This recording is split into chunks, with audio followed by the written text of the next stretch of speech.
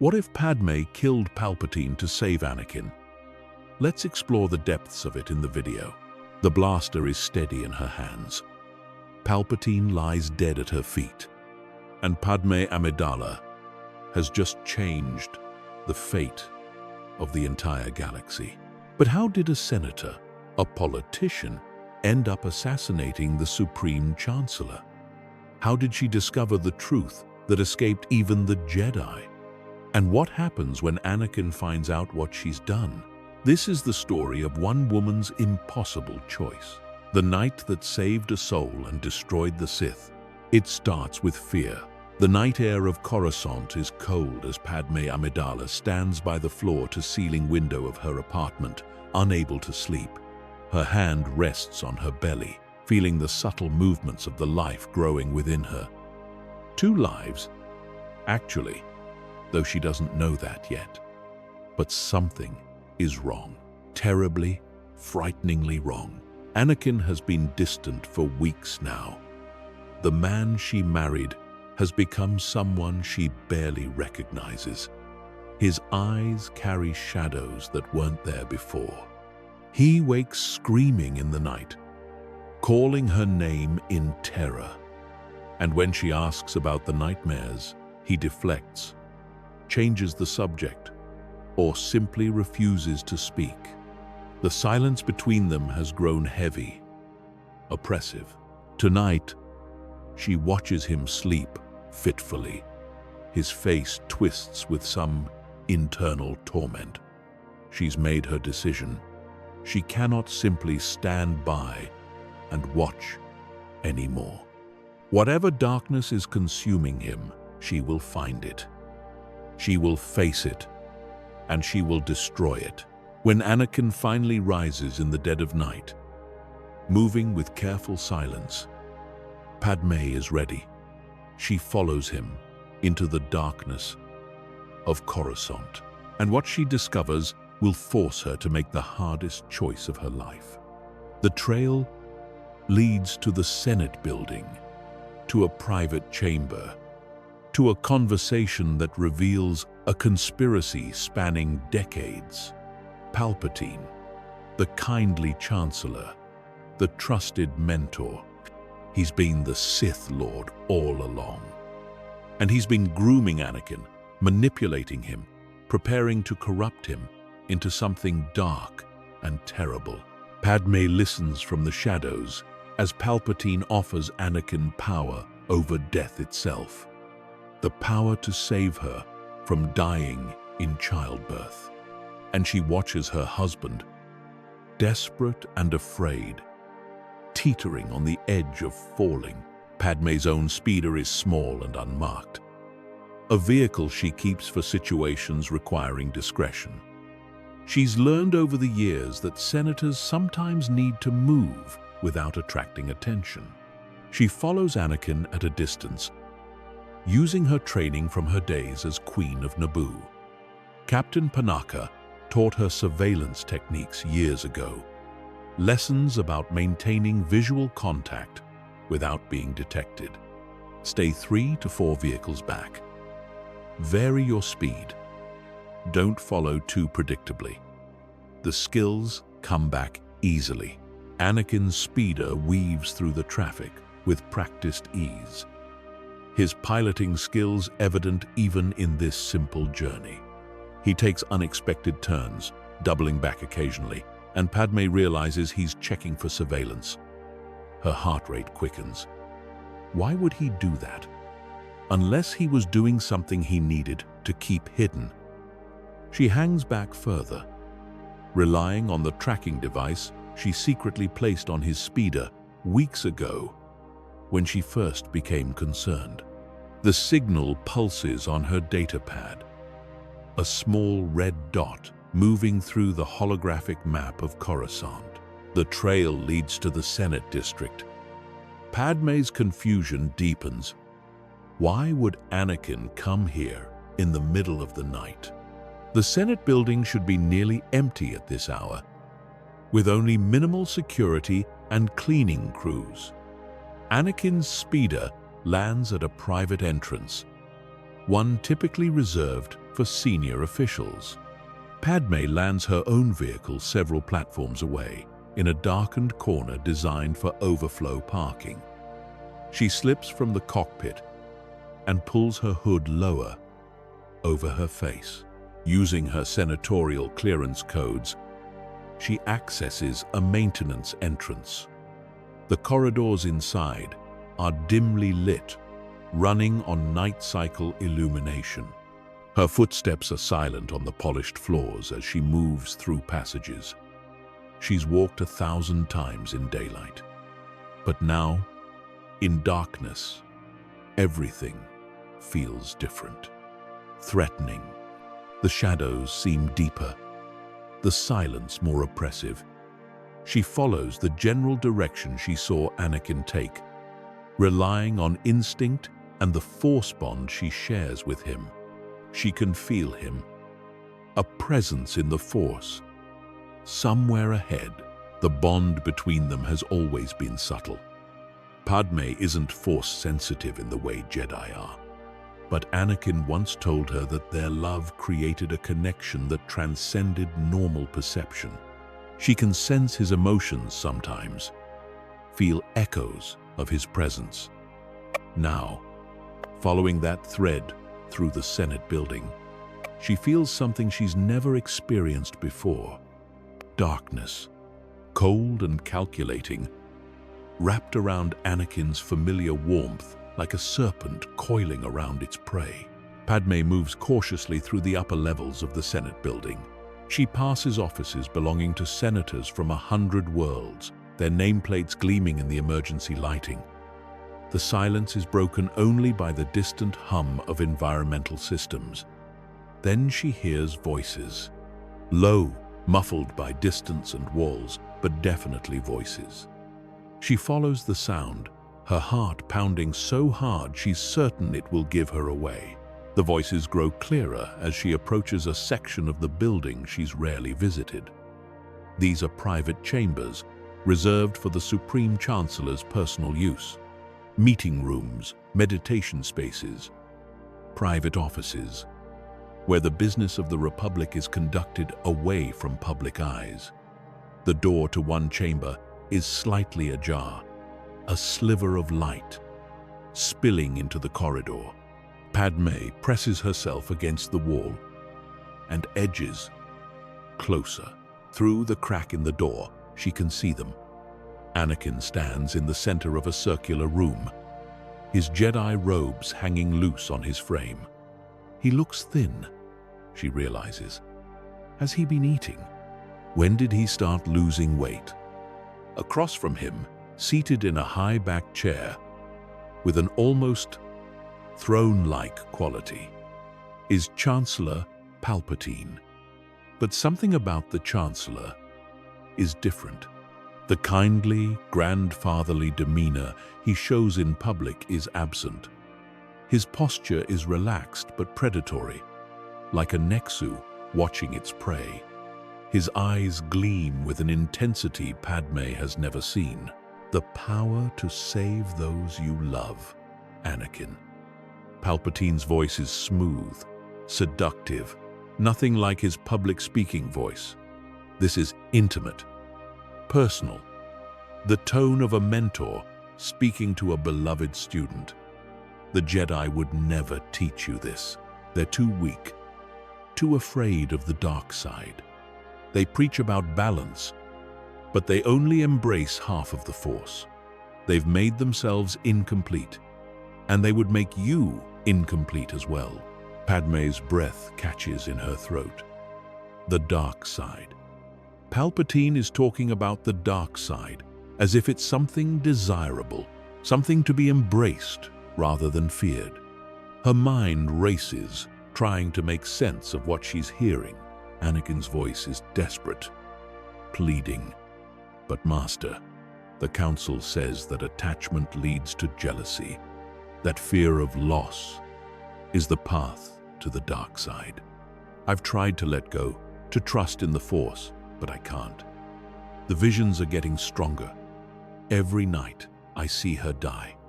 I see Padmé suffering, calling my name. And I can't help her. I can't save her. Padmé's hand flies to her mouth, stifling a gasp. He's been having visions about her? Visions of her death? Why didn't he tell her? Why didn't he confide in her about something so important?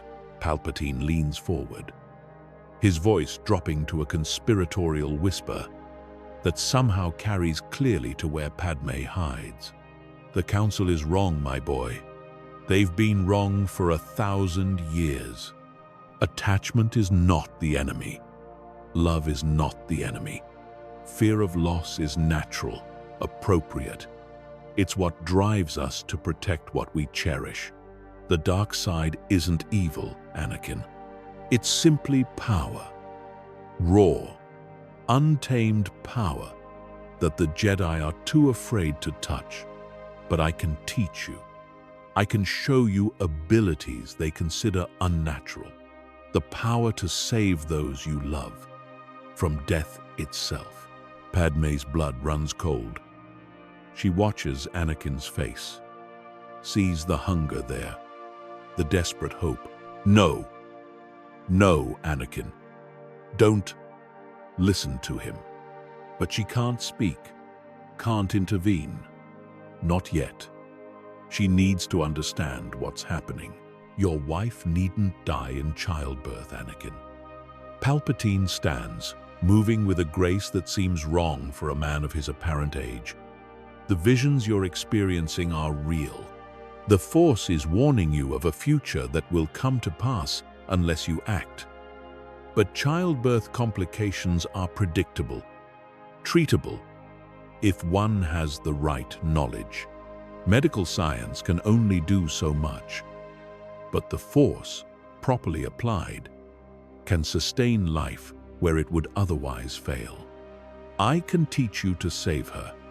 All you need to do is embrace what you truly are. Padmé's mind reels. Childbirth? Her medical droids mentioned some concerning readings during her last checkup. Minor complications they said they were monitoring, but she hasn't told anyone about that. Not Anakin, not her handmaidens, not even Captain Typho. The information was sealed in her private medical files, accessible only to her and her physicians. How does Palpatine know? How long has he been monitoring her? Spying on her? The realization hits like a physical blow. The Sith Lord. The mysterious Darth Sidious that the Jedi have been hunting throughout the war.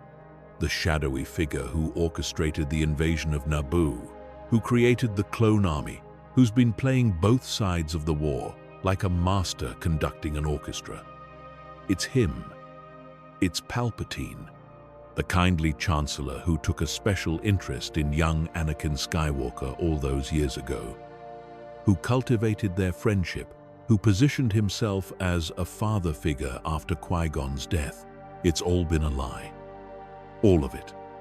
A carefully constructed manipulation spanning more than a decade. Padmé watches as Palpatine circles Anakin like a predator. The dark side of the Force is a pathway to many abilities some consider to be unnatural.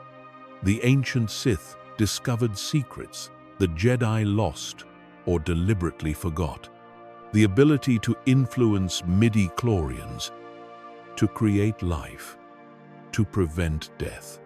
Darth Plagueis, my own master, achieved such power that he could keep those he cared about from dying. He could manipulate the Force itself to sustain life indefinitely. There was a Sith Lord who could prevent death? Anakin's voice is eager, desperate. What happened to him? Palpatine's smile is cold. He became so powerful, the only thing he was afraid of was losing his power, which eventually, of course, he did. Unfortunately, he taught his apprentice everything he knew, and then his apprentice killed him in his sleep. Ironic. He could save others from death, but not himself. Can you teach me this power? Anakin steps closer to Palpatine, his body language open, vulnerable. Whatever it takes, whatever price I have to pay, I can't lose Padmé. I can't let her die because I was too weak to save her. Palpatine places a hand on Anakin's shoulder, the gesture almost paternal. Not from a Jedi. The path I speak of requires commitment. It requires you to embrace aspects of yourself that the Jedi would have you deny. Your anger, your passion, your love. These are not weaknesses, Anakin. They are your greatest strengths. The Jedi fear these emotions because they cannot control them.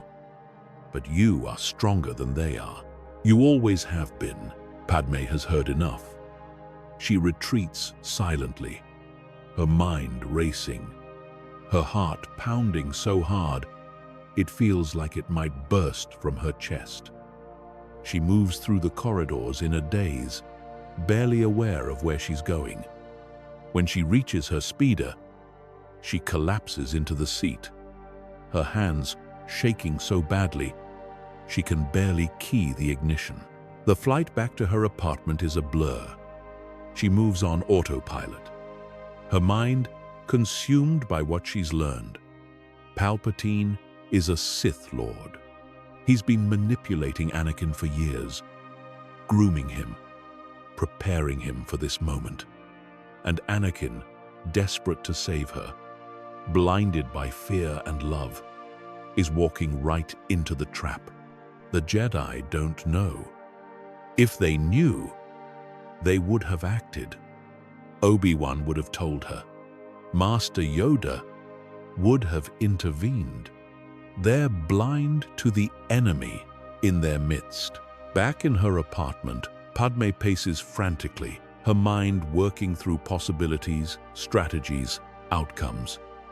Should she tell the Jedi, contact Master Yoda or Obi-Wan and reveal what she's discovered? But what if they try to arrest Palpatine? What if Anakin is there when they do? She's seen the desperation in his eyes, heard the hunger in his voice. He's on the edge of a precipice. If the Jedi confront Palpatine, Anakin might defend him, might fall completely. The Jedi have failed Anakin in so many ways. She's seen it over the years, though she didn't fully understand it at the time. They took a 9-year-old child, ripped from his mother, still traumatized by years of slavery, and thrust him into their rigid system. They told him to let go of his attachments, to suppress his emotions, to deny his very nature. They gave him rules without understanding, discipline without compassion. And when he struggled, when his passionate nature clashed with their cold philosophy, they looked at him with suspicion and doubt. Obi-Wan tried. She knows he did. But Obi-Wan was young himself when he took Anakin as his Padawan, still grieving Qui-Gon's death. He did his best, but his best wasn't enough. The Council treated Anakin like a potential threat rather than a child in need of guidance. And Palpatine saw that vulnerability, exploited it, nurtured it. He gave Anakin what the Jedi wouldn't: approval, acceptance, understanding. All of it a lie, a manipulation. But Anakin doesn't see that. He only sees a man who believes in him. If the Jedi try to arrest Palpatine, Anakin will defend him. Padmé is certain of it. And then what? The Jedi would be forced to fight Anakin, to kill him or be killed. Or worse, Anakin would fall completely to the dark side, becoming the very thing the Jedi feared. Either way, she loses him. Either way, the galaxy loses him. No, she can't let that happen. She won't let that happen. Padmé moves to her bedroom and opens a secure compartment hidden in the wall panel. Inside is a collection of items from her past. A small figurine from her childhood on Naboo, a holoprojector containing images of her parents, a ceremonial headdress from her time as queen, and a weapon, a high-powered blaster, custom-made, given to her by Captain Panaka years ago when she first became queen. The weapon is beautiful in its deadliness, compact but powerful. Designed for close-quarters combat, Panaka insisted she carry it during the invasion of Naboo, during the darkest days when the Trade Federation occupied her planet. She used it in the Battle of Naboo, fighting alongside her security forces to retake the palace. She's killed before. Not many people know that about Senator Amidala, the peaceful diplomat, but she was Queen Amidala first. And queens sometimes have to make terrible choices to protect their people. Padmé holds the blaster, feeling its familiar weight. Can she do this? Can she assassinate the Supreme Chancellor of the Galactic Republic? The political implications alone are staggering. If she's wrong, if Palpatine isn't the Sith Lord, she'll be executed for treason. Even if she's right, the chaos that will follow his death could tear the Republic apart. The war might intensify, systems might secede. The carefully maintained balance of power could collapse. But what's the alternative? Let Palpatine corrupt Anakin? Let him turn the man she loves into a monster? Let him continue orchestrating a war that's killed billions? Let him consolidate power until he's effectively a dictator? With Anakin as his enforcer? No. There is no real choice here. There's only the illusion of choice. Padmé thinks of her children, the twins growing in her womb. She thinks of the galaxy they'll be born into. Does she want them to grow up in a galaxy ruled by the Sith? Does she want them to know their father as a fallen Jedi, a servant of darkness? The answer is clear. She will do whatever it takes to protect her family, even if it costs her everything, even if it costs her life. The next morning, Padmé goes through her routine as if nothing has changed. She attends Senate sessions, smiles at colleagues, discusses bills and amendments. But inside, her mind is racing, planning, calculating. She studies Palpatine from across the Senate chamber, seeing him with new eyes. How did she miss it before? The way he watches people, cataloging their weaknesses. The way he manipulates conversations, steering them where he wants them to go. The way he smiles, a smile that never quite reaches his eyes. She begins her research carefully, quietly. She can't afford to attract attention. Using her senatorial access codes, she pulls up Palpatine's schedule, his security protocols, his known habits. She learns that he has a private meditation chamber deep within the Senate building, a place where he retreats late at night. The security there is minimal, just 2 guards at the outer entrance, and the chamber itself is sealed, private. It's perfect, isolated, quiet, no witnesses. Padmé reaches out to Captain Typho, her chief of security.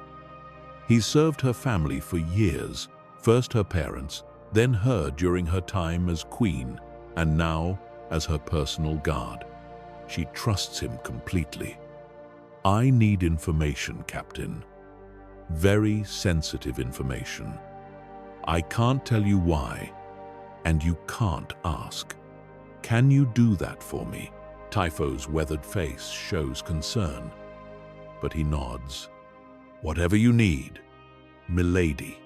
You know I'm here for you. She gives him a list of seemingly random questions. guard rotations at the Senate building, access codes for maintenance corridors, security camera placements, and blind spots, the locations of emergency exits. Typho gathers the information without question, though she can see the worry in his eyes. He knows something is wrong, but he respects her privacy enough not to press. In the evenings, when Anakin is away on Jedi business or meeting with Palpatine, Padmé trains. Her apartment has a private gym, unused for months. She begins spending hours there, running combat scenarios in her mind, practicing with the blaster. Her aim has always been good, but good isn't enough. She needs to be perfect. One shot, that's all she'll have. One shot to end this nightmare. The muscle memory returns faster than she expected. Her body remembers the training from her youth, the hours spent with Panaka, and her security team learning to defend herself and her people. She practices drawing the weapon quickly, firing from various positions, adjusting for different ranges. She runs scenarios over and over. What if Palpatine moves left? Right? What if he uses the Force? How fast can he react?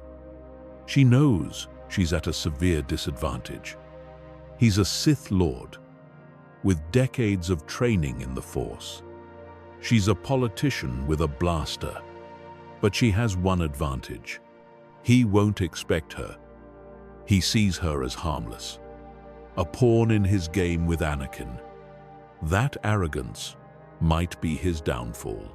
Padmé also begins researching the Sith, digging into restricted Jedi archives she can access through her relationship with Anakin. She learns about their history, their powers, their weaknesses. The Sith are arrogant, the texts say. They believe themselves superior to all other beings. That arrogance blinds them to threats they consider beneath them. She holds onto that information like a lifeline. One evening, as she's reviewing Palpatine's schedule again, Sabe enters her apartment. Sabe was her body double during the invasion of Naboo, her most trusted handmaiden.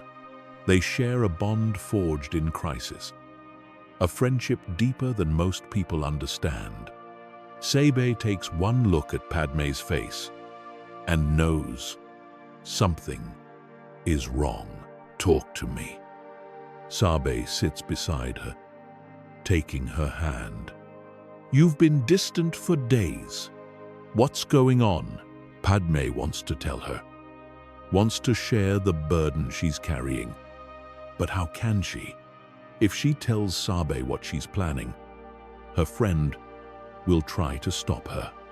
Or worse, try to help, putting herself in danger. I can't, Sabe.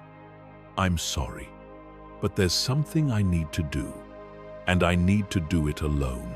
Does this have to do with Anakin? Sabe's eyes are sharp, perceptive. I've seen the way you watch him lately, the way you look at the Chancellor when he's mentioned. Whatever it is, let me help you. You can't help with this. Padmé squeezes her friend's hand. But I need you to promise me something. If anything happens to me, if I don't come back, I need you to take care of Anakin. Help him understand. Help him heal. And my children, when they're born, promise me you'll watch over them. Sabe's face pales. Padmé, you're scaring me. What are you planning? Promise me.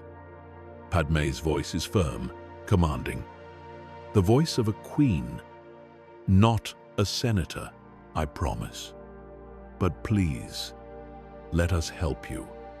Whatever this is, you don't have to face it alone. I do. Padmé stands, moving to the window. Because if I don't, everyone I love will be destroyed. The Republic will fall, and darkness will consume everything. That night, Padmé can't sleep. She lies in bed beside Anakin, listening to his breathing, memorizing the sound. She traces the scar on his eye with her finger, the mark left by a battle she wasn't part of. There are so many parts of his life she doesn't share, so many dangers he faces that she can only hear about after the fact. But this time, she'll be the one facing danger. She'll be the one protecting him. Anakin stirs, sensing her wakefulness. Can't sleep? His voice is rough with exhaustion, just thinking. She kisses his forehead. About the future, about our children, about the galaxy we're bringing them into. It's going to be okay. Anakin pulls her close. I'll make sure of it. I'll do whatever it takes to protect you, to protect our family. I know you will. Padmé's heart aches. But promise me something. No matter what happens, no matter what choices you face, remember who you are. Remember the boy from Tatooine who wanted to free the slaves, the Jedi who fights for justice, the man who loves with his whole heart. Don't let fear or anger change you. Don't let anyone manipulate you into becoming someone you're not. Anakin looks at her strangely.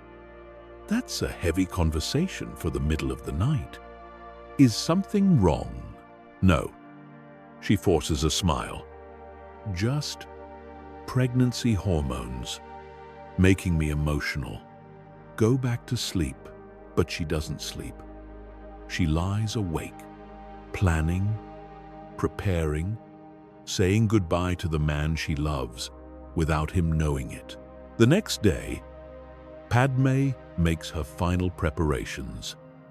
She reviews Palpatine's schedule one last time. Tonight. He'll be in his meditation chamber tonight, late in the evening. The guards rotate at midnight, leaving a brief window where the corridors will be less monitored. It's the best opportunity she'll have. She writes letters, just in case. One to Anakin, explaining everything. One to her children, who she may never meet. One to the Jedi Council, detailing Palpatine's identity and his manipulation of Anakin. She seals them in a security box programmed to open only if she fails to return by morning. If she succeeds, she'll destroy the letters. If she doesn't, they'll tell the story she couldn't. Padmé dresses carefully for her meeting with Palpatine. She wears flowing senatorial robes, the kind with deep pockets and concealed compartments. The blaster goes into a holster at her hip, hidden by the drapes of fabric. She also takes a smaller holdout blaster, strapping it to her ankle. 2 weapons, 2 chances.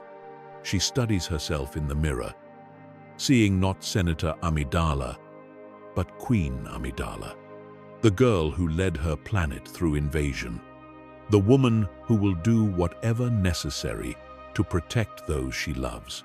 Arranging the meeting is surprisingly easy. She sends a message to Palpatine's private comm, requesting an urgent, late-night discussion about Anakin. She plays the role of the concerned wife, worried about her husband's mental state, seeking guidance from his trusted mentor. Palpatine agrees immediately, just as she knew he would. He thinks he can manipulate her, use her to further entrap Anakin.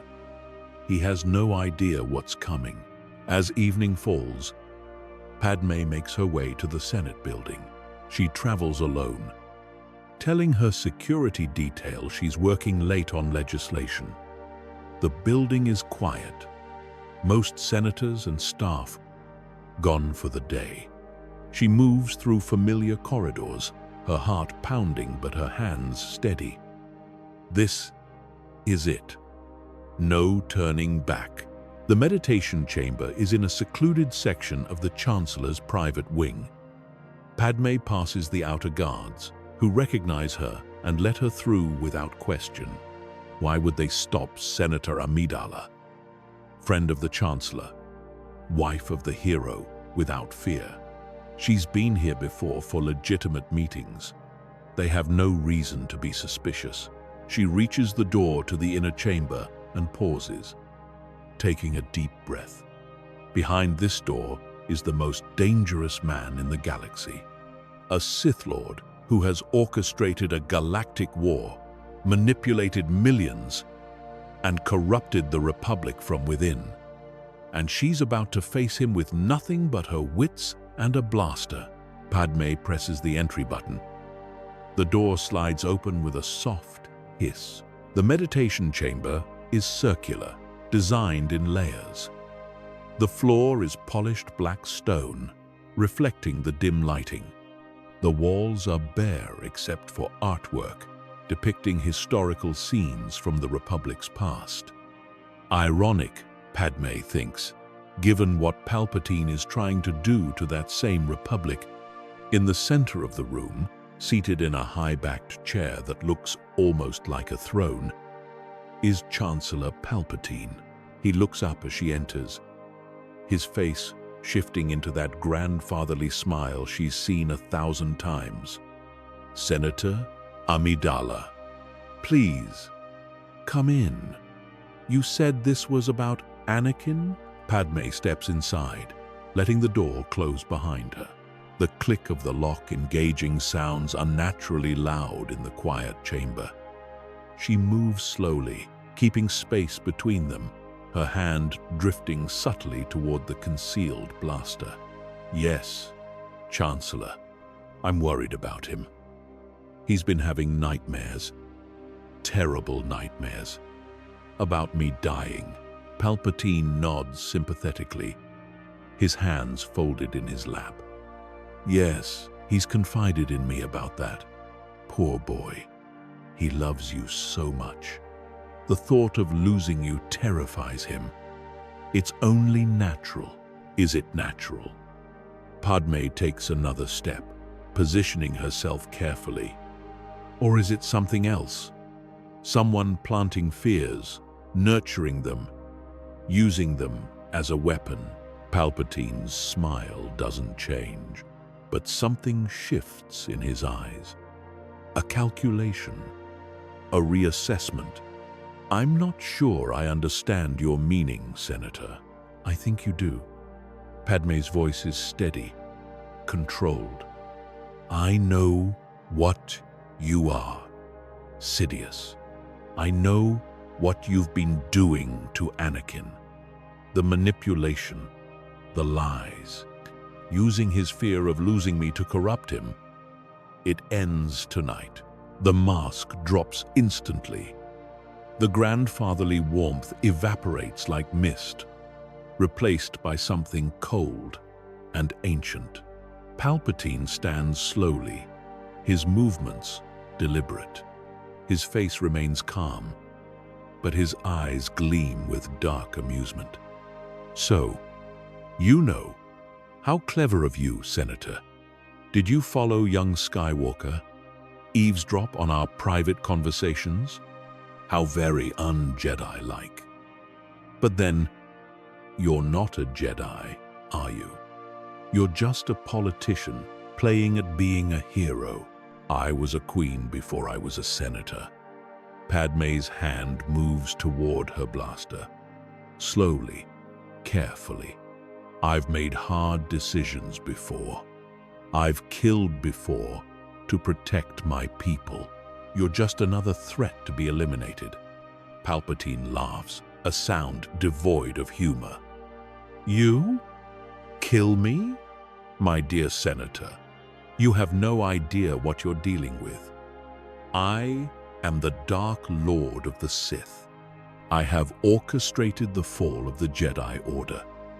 I have manipulated the entire Republic for decades. I have planned and executed a war that spans the galaxy. And you think you, a mere woman, with no force sensitivity, no real power, can threaten me? I don't think. I know." Padmé draws her blaster in one fluid motion and fires. The bolt screams through the air, aimed directly at Palpatine's chest. But he's faster than she imagined possible. He moves, a blur of motion, and the bolt grazes his shoulder instead of striking his heart. The impact staggers him, burning through his robes, but doesn't stop him. His face contorts with rage, and his hand extends, fingers splayed. Lightning erupts from his fingertips, blue, white, and crackling with power. The Force lightning arcs across the chamber, seeking Padmé like a living thing. She throws herself sideways, rolling behind one of the stone pillars that support the chamber's domed ceiling. The lightning strikes where she stood moments before, leaving scorch marks on the polished floor. Her heart races, but her training takes over. Captain Panaka's voice echoes in her memory. In combat, movement is life. Never stay in one place. Use your environment. Think 3 moves ahead. Padmé moves, sprinting from cover to cover, firing as she goes. Each shot is aimed carefully, targeting Palpatine's center mass, but he dodges them with impossible speed, his body moving in ways that defy normal human limitations. You cannot win. Palpatine's voice fills the chamber, echoing off the stone walls. I am beyond you, beyond death itself. The dark side of the Force is my ally, and it is more powerful than any weapon you could wield. He raises his hand again, and objects in the room begin to move. Chairs lift from the floor, spinning through the air toward Padmé. She dodges, but one clips her shoulder, sending her stumbling. She recovers quickly, firing again. This bolt comes closer, forcing Palpatine to twist awkwardly to avoid it. Impressive. Palpatine's smile returns, predatory and cold. You're better trained than I expected, but it won't be enough. You know, I could spare you. I could teach you, as I've taught Anakin, power over life and death. The ability to save yourself, to ensure your children are born healthy and strong. All you have to do is kneel, never. Padmé fires again, forcing him back. I see what you do to the people who serve you. You corrupt them, destroy them, turn them into monsters. I would rather die than let you touch my family. So be it. Palpatine's expression hardens. He extends both hands, and the lightning comes again, more powerful this time. Twin streams of crackling energy fill the chamber. Padmé dives behind another pillar, feeling the heat of the lightning as it passes inches from her body. The air smells of ozone and burning stone. She realizes she's being herded, driven toward a corner of the chamber where she'll have nowhere to run. Palpatine is playing with her, demonstrating his superiority before finishing her off. She needs to change tactics, do something unexpected, something he won't see coming. Padmé deliberately fires wide, making her shot look panicked and uncontrolled. She stumbles, as if she's tiring, becoming sloppy. Palpatine advances, confidence in every step. He thinks he's won, thinks she's broken. You fought well, Senator. Better than I expected. But the dark side is inevitable. It consumes all who oppose it. You cannot stop me. You cannot save Anakin. He is already mine. Every nightmare, every fear, every moment of doubt has been my doing. I have spent years crafting him into the perfect weapon. And when you're dead, when he learns that you tried to kill me and I was forced to defend myself, his fall will be complete. He will become Darth Vader, my apprentice, my enforcer, and together, we will rule the galaxy. The name sends a chill through Padmé. Darth Vader. He's already named what he wants Anakin to become. Already planned his corruption down to the last detail. The calculated cruelty of it fuels her anger, her determination. Palpatine raises his hands for the killing blow, lightning crackling between his fingers. You should have stayed in the Senate, little queen. Politics, you understand. War, you do not. You're wrong. Padmé's voice is steady. She lets her blaster fall from her hand, clattering to the floor. I understand war very well. I understand that sometimes, to win, you have to lose. You have to make your enemy think they've won. Palpatine pauses, confused. His arrogance has made him sloppy. He's so focused on his impending victory, on imagining Anakin's reaction to Padmé's death, that he doesn't see the trap. Padmé drops to one knee, her hand flashing to the holdout blaster strapped to her ankle. She draws and fires in one smooth motion, muscle memory from 1,000 training sessions taking over. The smaller blaster doesn't have the same range or power as her primary weapon. But at this distance, point blank, it's lethal. The first bolt takes Palpatine in the chest, the second in the abdomen, the third in the same spot as the second. His eyes widen in shock and pain. The lightning dies on his fingertips as he staggers backward, his hands clutching at the wounds. Impossible. His voice is a rasp now, the strength draining from it. You're just a woman, just a senator. How could you? Padmé rises, keeping the blaster trained on him. I'm a mother, and there is nothing more dangerous in this galaxy than a mother protecting her children. Palpatine tries to summon the Force, tries to heal himself or strike at her one last time. But his power is failing. His connection to the dark side, flickering like a candle in the wind. He collapses to his knees, blood staining his chancellor's robes. Anakin. He looks up at Padmé, his face twisted with hatred and pain. Anakin will never forgive you for this. He needed what I could teach him. He needed the power to save you, and you've taken that from him. When you die in childbirth, when your precious children are born motherless, he will hate you for this. He will fall to the dark side anyway, driven by grief and rage, and there will be no one to guide him. You've doomed him. You're lying.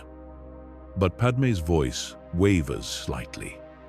You've done nothing but lie. Since the moment you met him, you don't care about Anakin. You never did. He was just a tool to you, a weapon to be forged and wielded. I care. Palpatine coughs, blood flecking his lips. I care more than the Jedi ever did. They rejected him, doubted him, held him back. I saw his potential. I nurtured it. Without me, he is nothing. And you, Senator, you are about to learn what it means to take everything from the most powerful Force user in the galaxy. Enjoy your victory. It will be short-lived. With that, his head drops forward. His breathing stops. The Sith Lord, the orchestrator of the Clone Wars, the hidden enemy of the Jedi, is dead, killed by a senator with a blaster and the courage to act. Padmé stands over his body, her hands shaking now that the adrenaline is fading. What has she done? She's just assassinated the Supreme Chancellor, of the Galactic Republic. Even if she can prove what he was, even if the Jedi confirm his identity as Darth Sidious, the political ramifications will be catastrophic. The Republic is in the middle of a war. The sudden death of its leader could cause chaos, panic, potentially even the collapse of the government. But Anakin is safe. That's what matters. Anakin won't fall to the dark side, won't become this Darth Vader that Palpatine envisioned. Whatever comes next, whatever price she has to pay, that alone makes it worthwhile. Padmé activates her comlink with trembling fingers. She needs to contact someone, needs to get help, needs to ensure that Palpatine's death is handled properly. But who can she trust? Her finger hovers over Bail Organa's contact code, then moves to Obi-Wan Kenobi's. Obi-Wan. He'll understand. He'll know what to do. Master Kenobi. Her voice is surprisingly steady. I need you to come to the Senate building immediately. The Chancellor's private meditation chamber. Bring Master Yoda if you can. I've done something. Something that will change everything. Please hurry. Senator Amidala? Obi-Wan's voice crackles through the comm, confused and concerned. Are you all right? What's happened? Just come, please.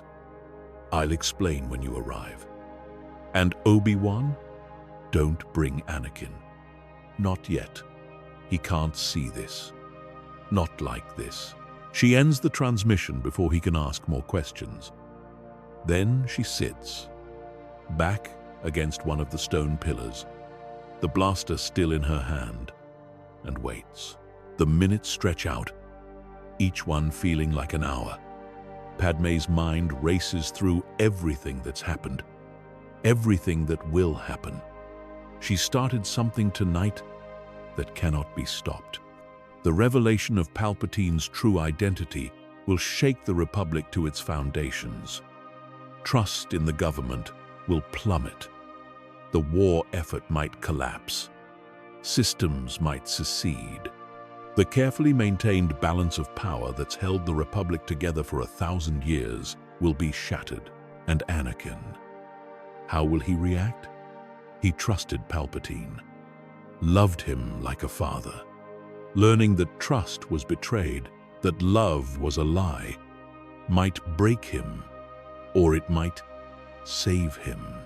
She won't know until she sees his face, looks into his eyes, and tells him what she's done. The door to the meditation chamber slides open. Obi-Wan Kenobi strides in, lightsaber already in hand, his Jedi instincts warning him of danger. Master Yoda follows close behind, his ancient eyes taking in the scene. They see Palpatine's body on the floor. They see Padmé sitting against the pillar, blaster in hand, blood on her robes. They see the scorch marks from Force lightning, the evidence of a battle. Senator Amidala. Obi-Wan's voice is tight with shock. What happened here? Is that the Chancellor? Is he dead? Padmé stands slowly, her legs unsteady. I killed him. He was the Sith Lord, Darth Sidious. He's been manipulating Anakin, trying to turn him to the dark side. I couldn't let that happen. I couldn't let him take Anakin from me. Yoda approaches Palpatine's body, his Gaimer stick tapping on the stone floor. He extends his hand, reaching out with the Force, and his eyes widen. True, this is the dark side. I sense in him. Strong it is, ancient and powerful. He was indeed the Sith Lord we sought. Clouded our vision was. Right before us, he hid, and see him we could not. Obi-Wan sheathes his lightsaber, his face pale. By the Force, all this time, He was right there, and we never knew. He played both sides of the war, controlled everything. If you hadn't stopped him, Senator, he would have corrupted Anakin completely. Padmé's voice breaks slightly. He was so close. Anakin was desperate to save me, afraid I would die in childbirth. Palpatine promised him the power to prevent that. The power of the dark side. Anakin was ready to pledge himself, to become a Sith, all to save my life. Love can make us do desperate things. Obi-Wan's expression softens with understanding. Anakin's greatest strength is also his greatest weakness. He loves too deeply, fears loss too intensely. The Jedi way teaches detachment, but Anakin has never been able to let go. Why should he? Padmé's voice hardens. Why is love considered a weakness? Why is caring about people, being afraid to lose them, treated as a failing? Palpatine exploited that philosophy. He used the Jedi's rejection of emotions against them, against Anakin. Right, she is. Yoda's ears droop sadly. Failed. We have. Rigid. We became. The old ways we clung to without question. Balance we claimed to seek, but only half of life we embraced. Emotions, attachments, fear we rejected. And in doing so, vulnerable to manipulation, we made our students. Before they can continue, the door opens again.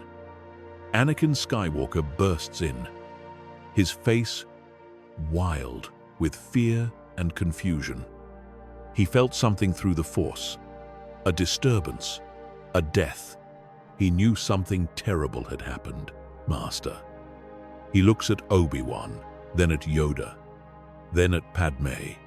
What's going on? I felt. He stops, his eyes finally registering Palpatine's body on the floor. No, this can't be.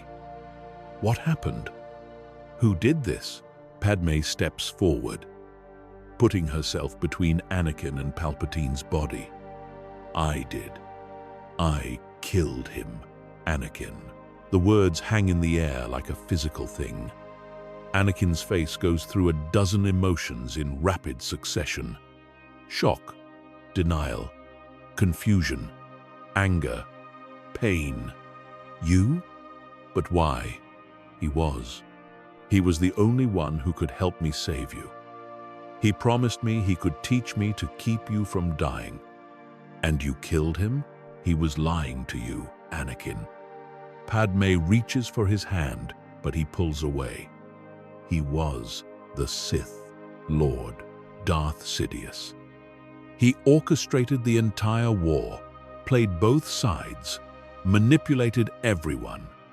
And he was using your fear of losing me to corrupt you, to turn you into his apprentice. You're lying. Anakin's voice is hollow, desperate. The Chancellor was a good man. He believed in me when no one else did. He was like a father to me. You're lying.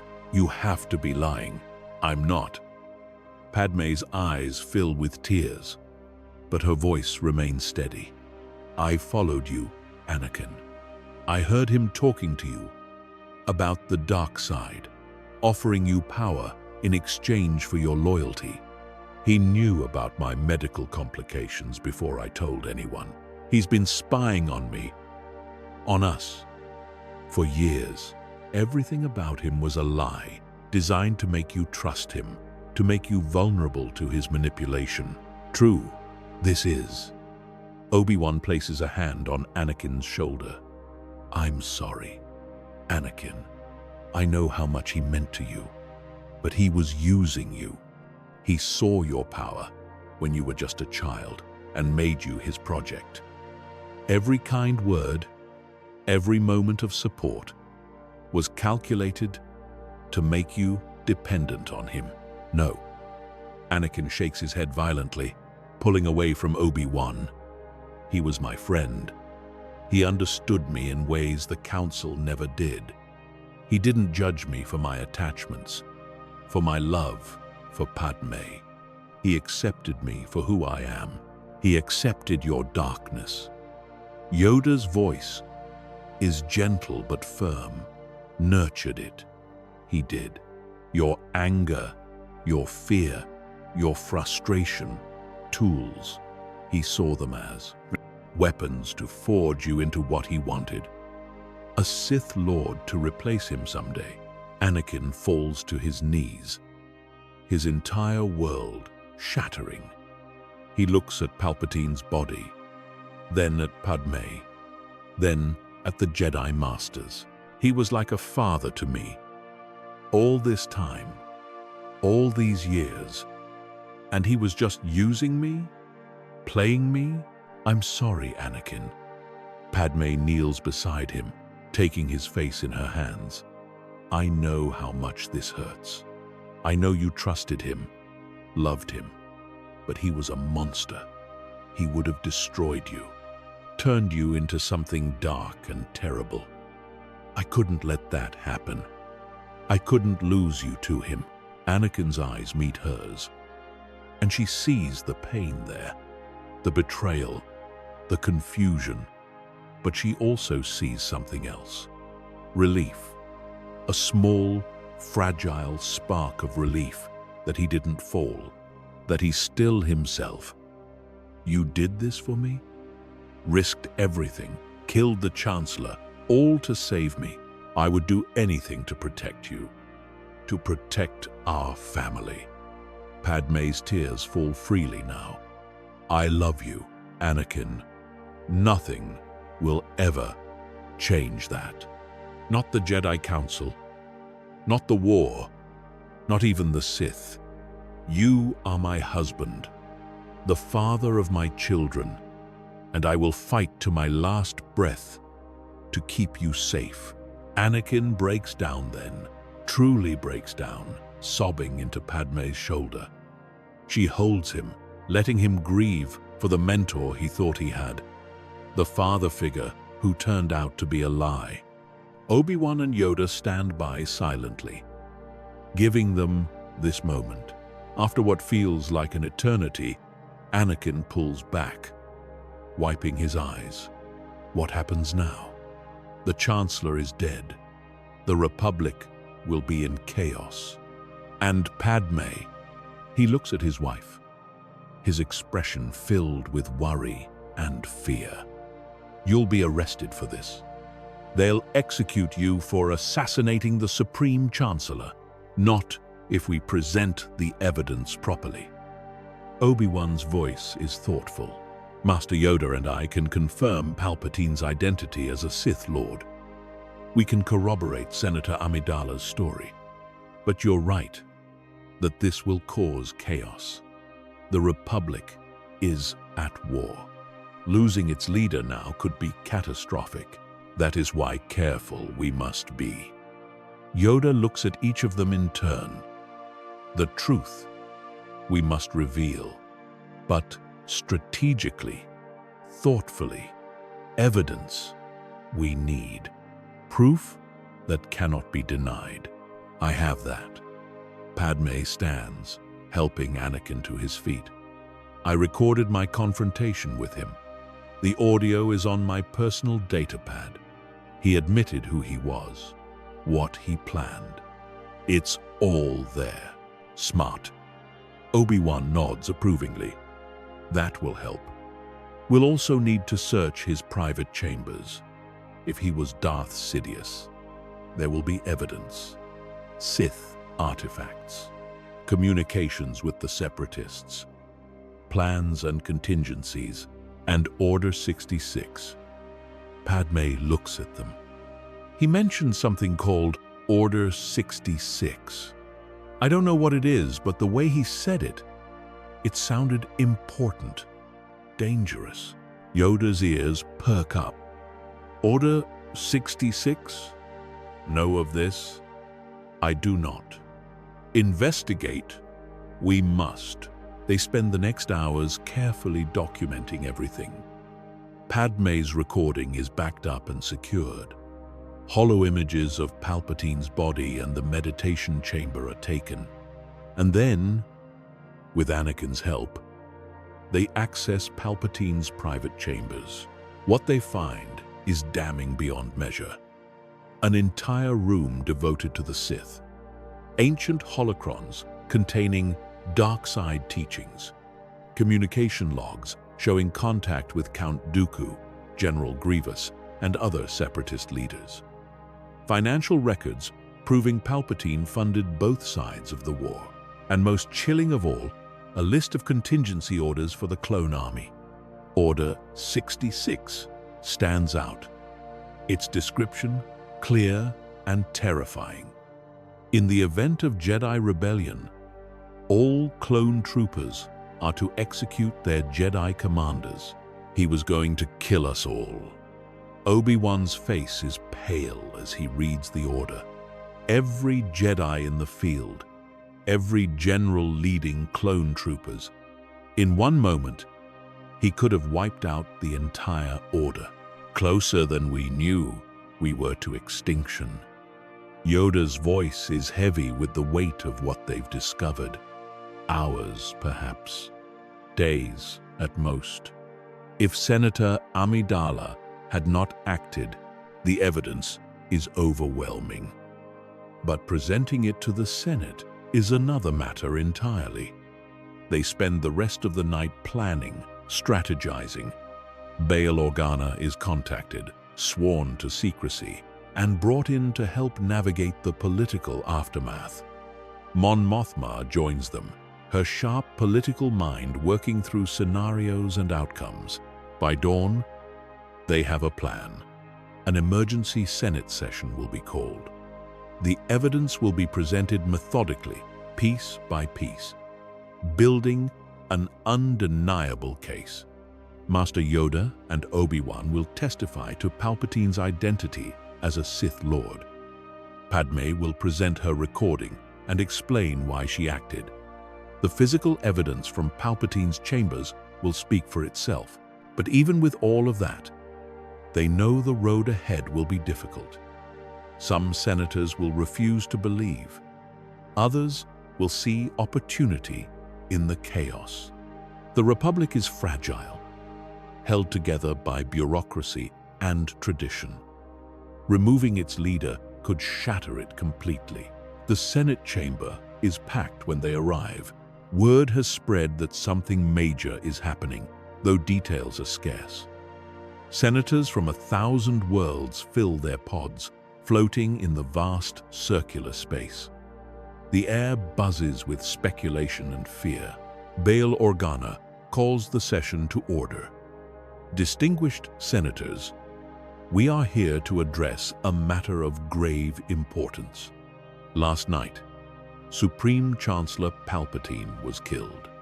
Before you react, before you demand justice or call for arrests, I ask that you listen to the evidence we are about to present. What you will hear will shock you. It will challenge everything you believe about our republic and this war. But I swear to you, on my honor as a senator and a representative of Alderaan, that every word is true. The chamber erupts in noise, senators shouting questions, demanding answers. Bail raises his hands, calling for calm. Please, you will have your answers, but you must listen first. Padmé steps forward, her heart pounding, but her voice steady. Senators, I stand before you as the person responsible for Chancellor Palpatine's death. I killed him, and I do not regret it. Because Chancellor Palpatine was not who we thought he was.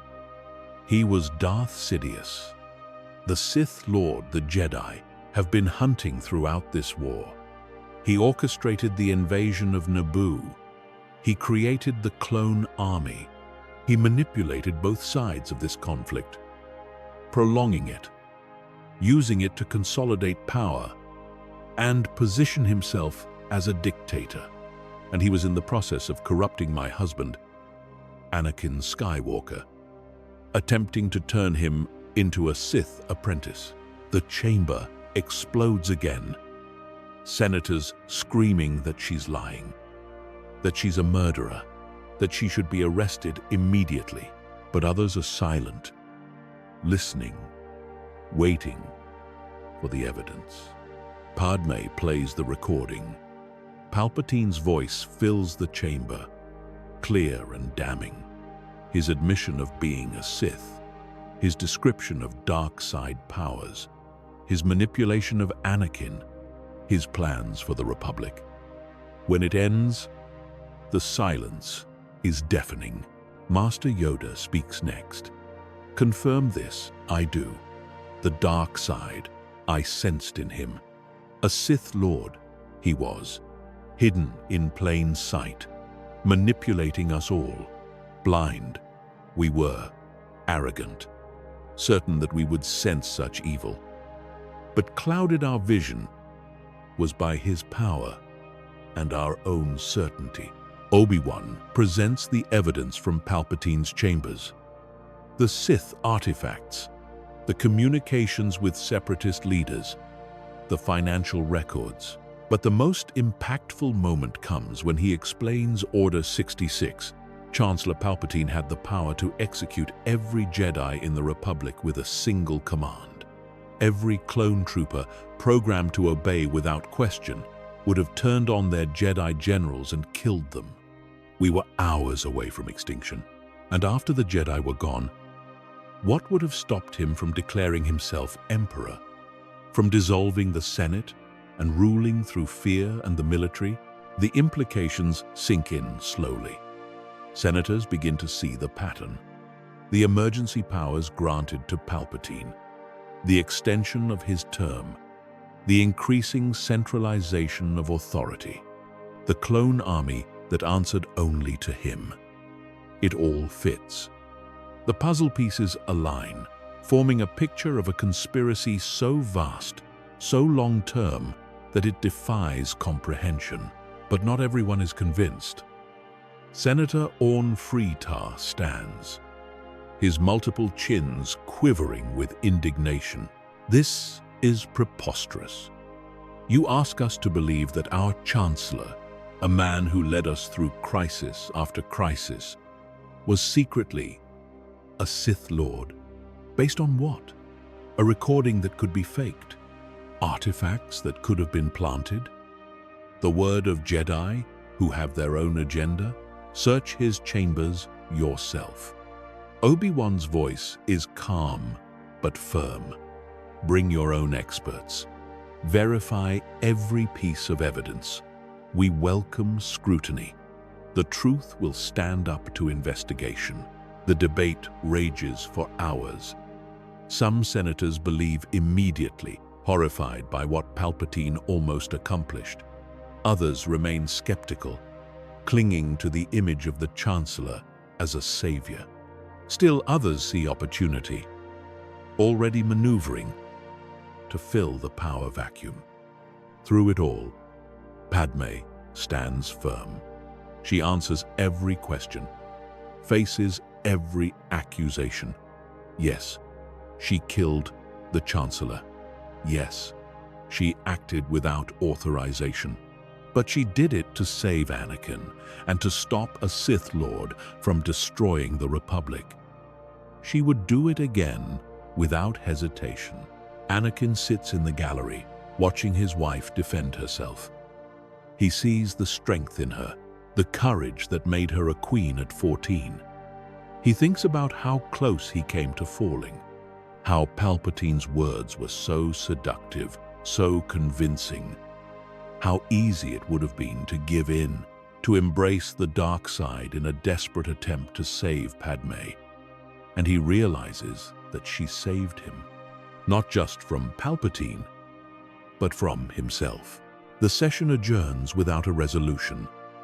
An investigation is launched. Teams of senators, Jedi, and security personnel descend on Palpatine's chambers, his offices, his private residences. They tear apart his life, looking for evidence. And they find it. Mountains of it. Communications with separatist leaders dating back years.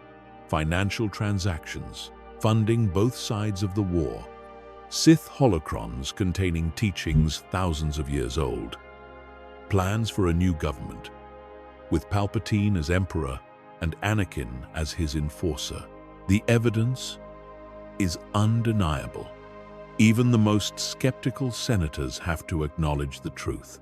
Palpatine was Darth Sidious. He orchestrated the war. He planned to overthrow the Republic and establish a Sith empire. And Padmé Amidala stopped him. But the Republic is still in crisis. The sudden revelation of their leader's treachery has shaken confidence in the government. Some systems begin talking about seceding, afraid that if one Sith Lord could infiltrate the highest levels of power, others might be hiding as well. The Separatists, learning that their leadership was manipulated by the same puppet master as the Republic, are thrown into chaos. Some want to continue fighting, others seek peace. Bail Organa and Mon Mothma work tirelessly to hold things together. They form an interim government, a council of senators to share power while new elections are organized. They reach out to the separatist systems, offering peace negotiations. They work with the Jedi to root out any remaining Sith influence in the Republic. Through all of this, Padmé is both celebrated and vilified. Some hail her as a hero who saved the Republic. Others condemn her as a murderer who assassinated an elected leader. The legal proceedings drag on for weeks. Can she be prosecuted for killing a Sith Lord? Does self-defense apply? What about defense of another? Given that Palpatine was actively corrupting Anakin, in the end, the charges are dropped. The evidence of Palpatine's crimes is too overwhelming. His plans to execute the Jedi and declare himself emperor are too clear. Padmé acted to prevent a catastrophe. And while her methods were extreme, they were justified given the circumstances. But the toll on her is evident. Anakin watches his wife grow thinner, more tired, as the stress of the investigation and her advancing pregnancy wear on her. He stays by her side constantly, afraid to leave her even for Jedi duties.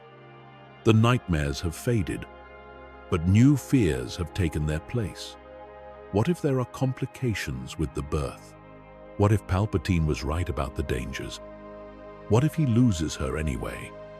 Despite everything, Obi-Wan notices Anakin's state and pulls him aside one evening. You're torturing yourself, letting fear consume you. That's what Palpatine wanted. Don't give him that power, even in death. I can't lose her, Master. Anakin's voice breaks. She risked everything for me. Faced down a Sith Lord with just a blaster and her courage. If she dies now, after all of that, I don't think I could survive it. Then trust in the Force. Trust in the medical droids and doctors. Trust in Padmé's strength. She's survived wars, assassination attempts, political crises. She'll survive this too, and you need to be strong for her. She needs your confidence, not your fear. The Jedi Council also undergoes changes. The revelation of how close they came to extinction forces a reckoning. They examine their teachings, their philosophy, their approach to training. Master Yoda leads the discussion, acknowledging the Order's failures. Too rigid we became, too certain of our superiority. Balance we claimed to seek, but half of life we rejected.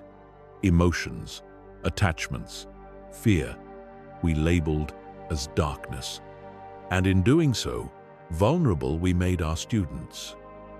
Easy targets for Sith manipulation. Mace Windu, always the conservative voice, struggles with this admission. But the Jedi Code has served us for generations. To change it now is to evolve. Obi-Wan interrupts gently. The galaxy changes. We must change with it. Anakin was not the first Jedi to struggle with attachment. He won't be the last.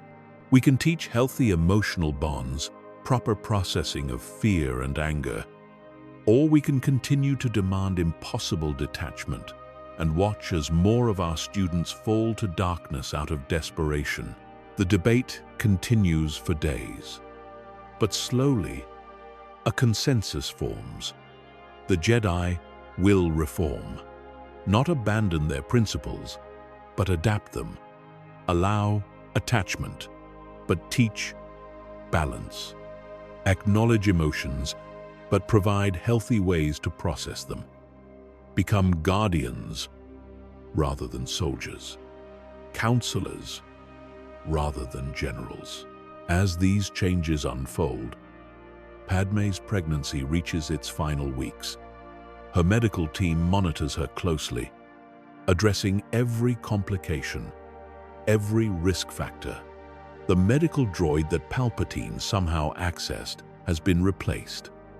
New security protocols are in place. Anakin is with her constantly, his hand in hers, his presence a comfort. The night Padmé goes into labor, Anakin is terrified. All of Palpatine's warnings echo in his mind. But Padmé squeezes his hand, her eyes fierce despite the pain. We're going to be fine. All of us. Don't you dare doubt that. The labor is long and difficult. There are complications, moments where the medical team's faces grow concerned. But they're prepared. They've planned for every contingency. And Padmé fights through it with the same determination she faced Palpatine with. Luke arrives first. Tiny, red-faced, his lungs working vigorously. As he announces his arrival to the world, Anakin holds him, tears streaming down his face, overwhelmed by the rush of love and protectiveness. My son, my son. Not done yet. Padmé gasps through another contraction. Then Leia is born, smaller than her brother, but somehow radiating intensity even as an infant. When the medical droid places her in Padmé's arms, Leia's eyes open, and Padmé swears she sees awareness there. Strength. Her daughter's daughter. Anakin sits on the bed beside Padmé, Luke in one arm, Leia in the other. He looks at his wife, exhausted but radiant, and feels something he hasn't felt in years. Complete peace. We did it. We actually did it. We did. Padmé reaches up to touch his face. We survived. All of us. Because of you. Anakin's voice is thick with emotion. You saved me, Padmé. Not just from Palpatine, from myself. From my own darkness. We saved each other. That's what love does. Obi-Wan arrives soon after, grinning like a fool as he meets his new niece and nephew. Bail and Mon Mothma send gifts and congratulations. Even Master Yoda visits, his ancient eyes crinkling with rare joy as he peers at the twins. Strong in the Force, they are, but balanced, light and dark, in harmony, not conflict. Much will they teach us, I think. The Republic slowly begins to heal. With Palpatine gone and his manipulation revealed, peace negotiations with the Separatists progress rapidly. Systems that seceded out of frustration with Republic corruption begin to return, convinced by the reforms being implemented. The war doesn't end overnight, but the path to peace becomes clear. The Jedi Order's reforms take longer. Changing a 1,000-year-old institution is not quick or easy, but the seeds are planted. Young Jedi begin to see different possibilities. Attachment is no longer automatically forbidden. Emotions are acknowledged and processed rather than suppressed. The Order begins to transform into something new, something better. Anakin makes his final decision after Luke and Leia are a month old. He meets with the Jedi Council one last time, his twins sleeping peacefully in a carrier at his feet. Masters, I'm grateful for everything you've taught me. You saved me from slavery, gave me purpose and power, taught me to use my gifts to help people. I'll always be grateful for that. But Mace Windu's voice is neutral, neither approving nor disapproving. But I need to step away. Not forever, maybe not even for long, but right now, my family needs me. Padmé sacrificed everything to save me. She faced down the most dangerous being in the galaxy because she loved me. I need to be there for her now. For our children, I need to be a husband and a father, not just a Jedi. Master Yoda nods slowly. Understand, we do. A Jedi, you will always be. But many paths to serving the Force there are. Not all of them require these halls. The Council has voted. Obi-Wan stands, his hand extending to Anakin. We're granting you the rank of Master, not as a political maneuver, not as a test, but because you earned it. You resisted the dark side at its most seductive. You chose love over power. You proved that attachment doesn't have to lead to darkness. That's a lesson we all needed to learn. Anakin takes the offered hand, then pulls Obi-Wan into a hug. Thank you, Master, for everything, for believing in me when no one else did, for being the brother I needed, always. Obi-Wan's voice is rough with emotion. Your family, Anakin. No matter where you go or what you do, that won't change. Anakin and Padmé relocate to Naboo, to the Lake Country, where they were secretly married years ago. The villa is isolated, peaceful, surrounded by rolling hills and pristine water. Far from the politics of Coruscant, far from the expectations and judgments, they build a life there, quiet and simple. But simple doesn't mean idle. Anakin still uses the Force, still helps people. When nearby systems face threats, he responds. Pirates attacking shipping lanes find themselves outmatched by a mysterious warrior with a blue lightsaber.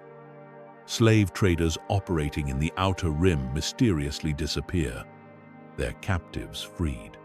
Anakin becomes something new.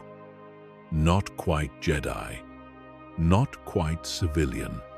A guardian who answers to his own conscience rather than a council. Padmé continues her political work, but remotely. She consults with Bail and Mon Mothma, helping shape the new republic that's emerging from Palpatine's ashes. She writes legislation, mediates disputes, uses her experience and insight to guide the galaxy towards something better. But she does it from home, with her children playing at her feet and her husband by her side. The twins grow, bright and curious and strong in the Force. Luke is gentle and contemplative, often staring at the sky with a dreamy expression. Leia is fierce and determined, never backing down from a challenge. Anakin teaches them about the Force, simple exercises and meditations. Padmé teaches them about compassion, justice, and the importance of standing up for what's right. One evening, as the sun sets over the lake, painting the sky in shades of gold and crimson, the family sits together on their balcony. Luke is chasing fireflies while Leia builds elaborate structures from stones, her concentration intense. Anakin watches them, his arm around Padmé's shoulders. "Do you ever regret it?" he asks quietly. "What you did?" Padmé considers the question, really thinks about it. "I regret that it was necessary. I regret taking a life, even his. I regret the chaos that followed. But do I regret saving you? Saving our family? Saving the Republic? Never. I'd do it again in a heartbeat. You're braver than any Jedi I've ever known." Anakin pulls her closer. "You faced down a Sith Lord with nothing but a blaster and determination. You risked everything. You're incredible. I had something worth fighting for." Padmé looks at their children, then up at Anakin. "Love isn't weakness. It's the most powerful force in the galaxy. Stronger than the dark side. Stronger than fear." Palpatine never understood that. He thought love made us vulnerable, but it's what gives us the courage to face impossible odds. The chosen one wasn't me. Anakin realizes suddenly, it was you. You're the one who brought balance, who destroyed the Sith, who saved the galaxy. We did it together. Padmé kisses his cheek. That's what partnerships are.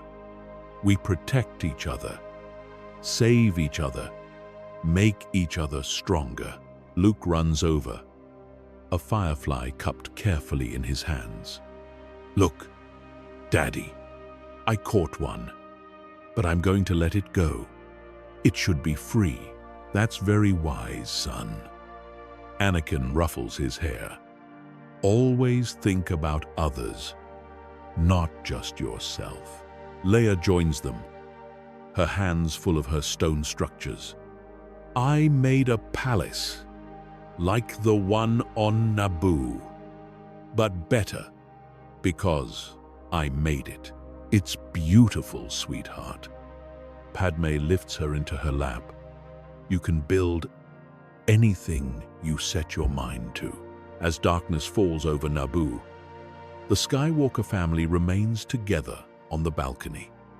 The galaxy beyond may still have its struggles, its conflicts and challenges. The Republic is being rebuilt, reformed, made into something that can't be so easily corrupted. The Jedi are evolving, learning from their mistakes. The war is ending, slowly but surely. But here, in this moment, there is peace, there is love, there is hope. Padmé Amidala didn't just kill a Sith Lord that night in Palpatine's meditation chamber. She killed a nightmare. She severed the chain of tragedy before it could drag Anakin into darkness. She proved that sometimes the greatest acts of love require the hardest choices. That courage isn't the absence of fear, but the choice to act despite it. She saved one man, and in doing so, she saved a galaxy. Years pass. Luke and Leia grow into remarkable individuals. Luke develops a deep connection to the Force, his natural empathy and compassion making him a healer and counselor. People seek him out for guidance, and he helps them with patience and wisdom beyond his years. Leia, on the other hand, inherits her mother's political acumen. She's fierce in debates, passionate about justice, and absolutely unwilling to tolerate corruption or injustice. Anakin trains them both, teaching them what the Jedi taught him, but filtered through his own experiences. He emphasizes balance, acknowledging emotions rather than suppressing them, using fear and anger as warnings rather than letting them control you, loving deeply but not possessively. The lessons Padmé taught him by risking everything to save him. The Republic continues to transform. Elections are held. New leadership emerges. Bail Organa becomes Chancellor.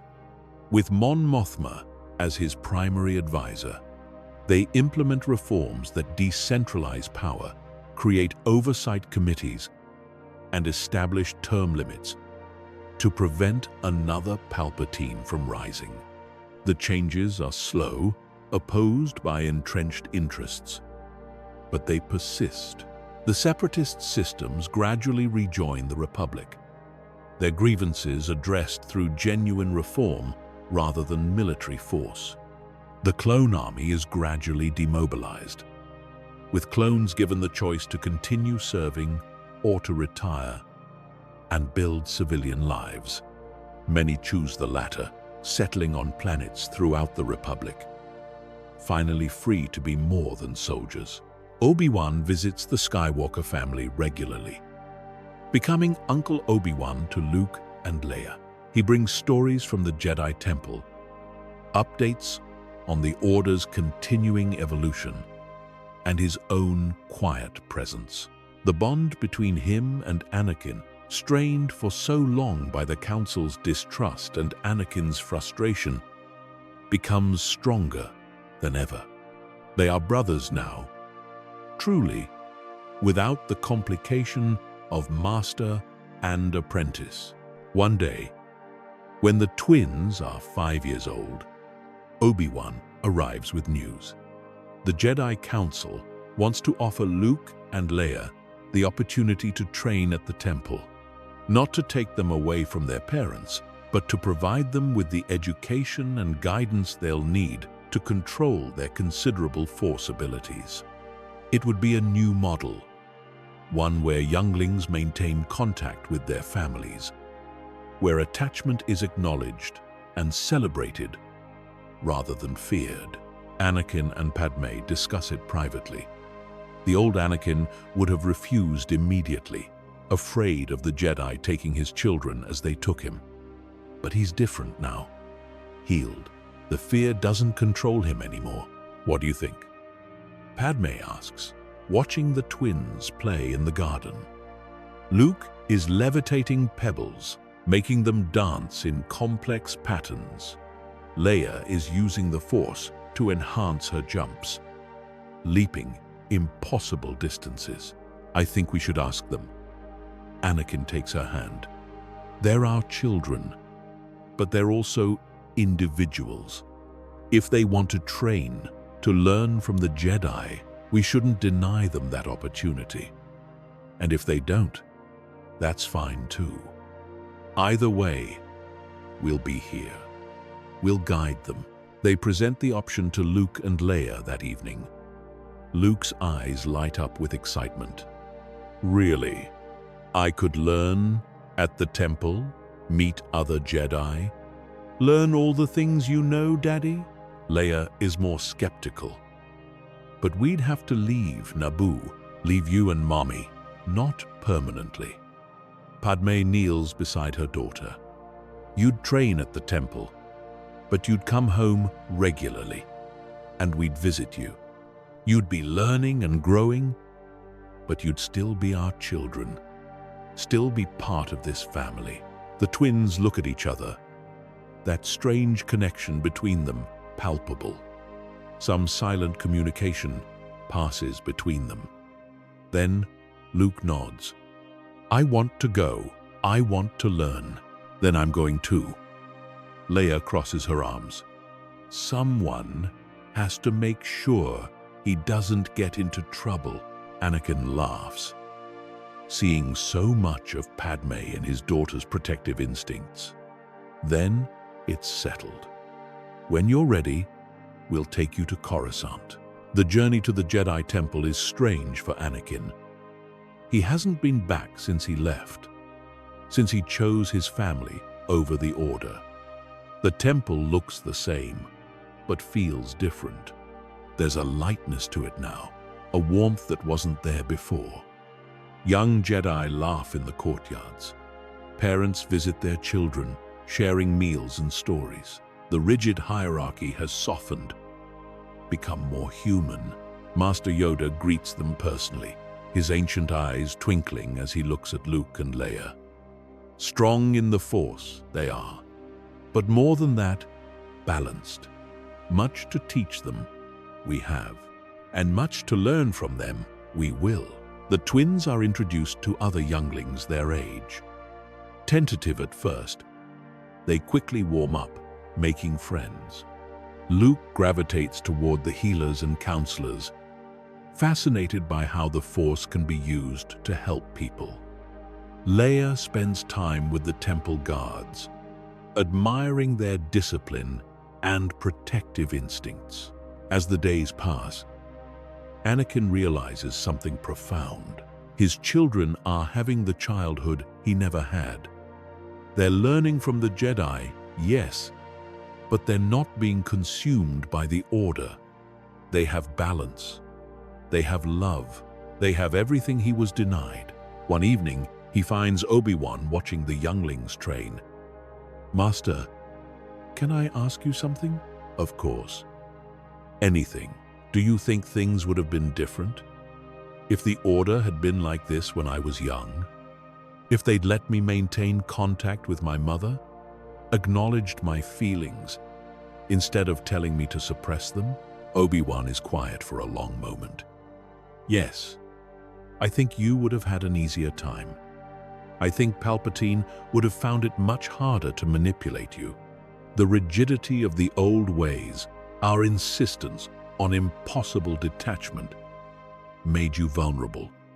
We failed you, Anakin. I failed you. You did your best with what you knew." Anakin places a hand on his former master's shoulder. "And look at us now. The Order is changing. My children will grow up with something better. That's what matters. Your wife changed everything, you know." Obi-Wan's voice is soft. Her courage that night didn't just save you. It saved all of us. She showed us what real strength looks like. Not Force powers or lightsaber skills, but the willingness to risk everything for those you love. She's remarkable. Anakin smiles, thinking of Padmé, back on Naboo, probably working on some legislation to improve conditions in the Outer Rim. She always has been. The months turn into years. Luke and Leia excel in their training, but they remain grounded. They return to Naboo frequently, spending long stretches with their parents. They learn politics from Padmé, mechanics and piloting from Anakin. They grow into remarkable young people, comfortable in both the world of the Jedi and the wider galaxy. When they're 10 years old, a crisis emerges. A warlord in the Outer Rim has been enslaving populations on several planets, building an army. The Republic debates intervention, but the wheels of bureaucracy turn slowly. Too slowly for the people suffering under the warlord's rule. Anakin sees the news reports and feels the old fire ignite within him. He remembers being a slave, remembers the helplessness, the fear. He can't stand by while others suffer the same fate. Padmé finds him in his workshop, preparing his old starfighter. "You're going after them. It's not a question. I have to. Those people need help, and the Republic is drowning in committee meetings and impact assessments. By the time they decide to act, thousands more will be enslaved." "I know." Padmé hands him his lightsaber. "That's why I'm coming with you." "Absolutely not. It's too dangerous." She raises an eyebrow, the expression that always made him fall in love with her all over again. "I faced down Darth Sidious. I think I can handle a warlord." Besides, someone needs to document what's happening, get evidence to force the Senate's hand. I'm a senator. That's my job. They argue, but Anakin knows he's already lost. When Padmé sets her mind to something, nothing can change it. They leave Luke and Leia with Obi-Wan at the temple and set out for the Outer Rim. The operation takes weeks of careful planning and dangerous execution.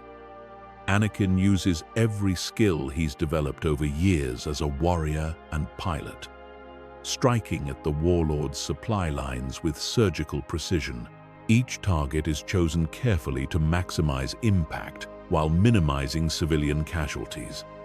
He frees slaves from transport ships, sabotages weapons depots, and dismantles the infrastructure of oppression piece by piece. His approach is methodical, patient, learned from years of experience. Padmé documents everything with meticulous detail. She records testimonies from freed slaves, their stories of suffering and resilience. She gathers evidence of the warlord's crimes, building an ironclad case that will stand up to any legal scrutiny. She interviews resistance fighters, medical personnel treating the wounded, and local officials who've been too terrified to act. Her work is dangerous in its own way. The warlord has spies everywhere, and being caught with this evidence would mean execution. But Padmé is fearless, driven by the same determination that led her to face Palpatine years ago.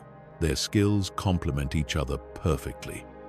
When Anakin strikes a target, Padmé is there to ensure the freed slaves have somewhere safe to go. When Padmé needs to reach a source deep in enemy territory, Anakin provides protection and extraction. They communicate without words sometimes. Their bond through the Force and years of marriage, allowing them to coordinate with perfect precision. The warlord's forces are well-armed and numerous, bolstered by mercenaries from across the Outer Rim, battle-hardened warriors who've fought in countless conflicts.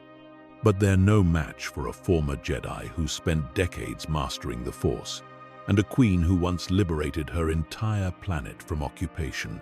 Anakin fights with a precision and control that would have been impossible in his younger years. He uses the Force not for destruction, but for protection. He shields slaves from blaster fire, his lightsaber moving in defensive patterns that deflect shots away from innocents. He disarms enemies rather than killing them when possible, using Force pushes and precise strikes to disable rather than destroy. There's a confrontation on a slave transport ship that becomes legendary among the Resistance. Anakin boards the vessel alone, facing down 40 armed guards.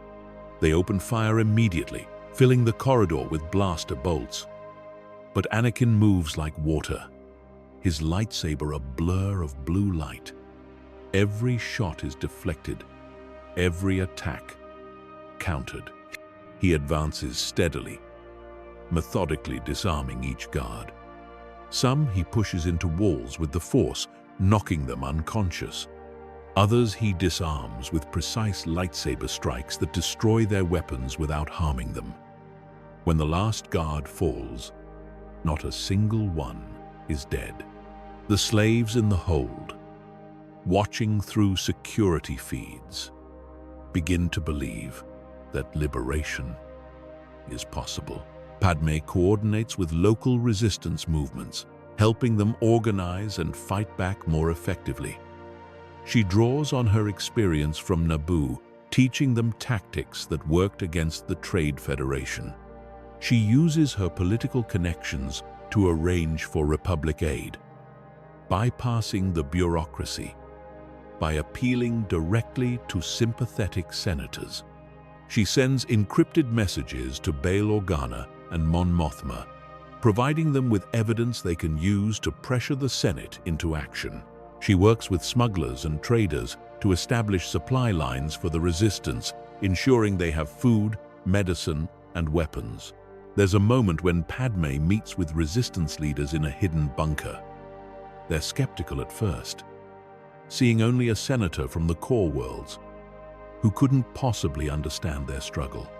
But when she tells them about Naboo, about being 14 years old and watching her planet invaded, about organizing resistance cells and fighting in the streets to retake her capital, they begin to listen. When she shows them the scars on her hands from handling weapons during the Battle of Naboo, they begin to trust her. And when she lays out a comprehensive strategy for coordinating their scattered efforts into a unified front, they begin to follow her. Slowly, systematically, the warlord's empire crumbles.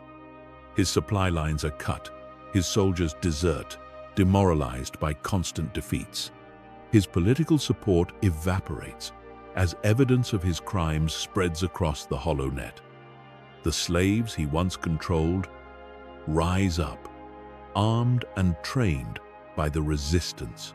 Planets under his control declare independence, backed by Republic forces that finally arrive after weeks of political maneuvering. The final confrontation comes in the warlord's stronghold, a fortress built into a mountain on a desolate world. He's a massive Trandoshan named Krask, scarred from decades of combat, his reputation built on cruelty and violence. He's surrounded by his elite guards, the most loyal and dangerous of his soldiers. They're heavily armed, wearing advanced armor, and positioned in a defensible location. It should be a suicide mission to assault the fortress, but Anakin and Padmé have planned carefully. They coordinate with the resistance to create diversions, drawing guards away from key positions. Padmé identifies weaknesses in the fortress defenses, air vents and service tunnels that can be exploited. Anakin uses the Force to sense the guards' positions, mapping out patrol routes and timing. When they finally strike, it's with overwhelming precision. They enter through a ventilation shaft, dropping into the heart of the fortress. Alarms blare immediately, but they're already moving. Anakin takes point, his lightsaber ignited, deflecting blaster fire and clearing a path. Padmé follows close behind, her blaster picking off guards who try to flank them. They move through the corridors like a storm, unstoppable and coordinated. The elite guards are better than the rank-and-file soldiers. They use tactics, coordinating their fire, trying to box Anakin and Padmé into kill zones. But Anakin has fought in the Clone Wars, faced down Sith assassins and battle droids by the thousands. These guards are skilled, but he's faced worse. He uses the Force to collapse doorways behind them, cutting off reinforcements. He throws guards into each other with Force pushes, disrupting their formations. His lightsaber moves in patterns too fast to follow, each strike precise and controlled. Padmé fights with the same determination she showed against Palpatine. She's older now, not as fast as she was in her youth, but far more experienced. She knows how to use cover effectively, how to conserve ammunition, how to target weak points in armor. When a guard rushes her with a vibroblade, she sidesteps, fires point blank into his knee joint, and uses his falling body as a shield against his companions. When another tries to flank Anakin from a blind spot, she takes him down with a single shot to the helmet's vision slit. They've fought together so long that each knows what the other will do before they do it. They reach the throne room where Krask waits. He's even more imposing in person, nearly 3 meters tall, his scales covered in battle scars. He holds a massive axe in one hand and a heavy blaster in the other. His remaining elite guards surround him, a dozen of the most dangerous fighters in the Outer Rim. You've caused me considerable trouble, Jedi. Krask's voice is a rumbling growl. I should have killed you when you first arrived, but I wanted to see what you could do, wanted to know if you were worthy prey. We're not here for your entertainment. Anakin steps forward, lightsaber held in a ready position. We're here to free everyone you've enslaved. You can surrender and face justice, or you can fight and be defeated. Either way, this ends today. Krask laughs, the sound echoing through the throne room. I've been a warlord for 40 years. I've conquered planets, commanded armies, killed more beings than you can imagine. You think you can defeat me? I know we can. Padmé's voice is calm, certain, because we're fighting for something. You're just fighting for yourself. The battle begins. The elite guards open fire, a concentrated barrage that forces Anakin to focus entirely on defense. His lightsaber becomes a shield of blue light, deflecting dozens of bolts. Padmé rolls behind a pillar, firing back, her shots taking down guards, one by one. But Krask is the real threat. He charges forward with surprising speed for someone so large, his axe swinging in devastating arcs. Anakin meets the charge, his lightsaber clashing against the axe. The weapon is made of cortosis, resistant to lightsabers, and the impact sends shockwaves through Anakin's arms. Krask is incredibly strong, each swing carrying enough force to shatter stone. Anakin gives ground, using his speed and agility to avoid the heaviest blows, looking for openings. Padmé continues fighting the guards, her movements economical and efficient.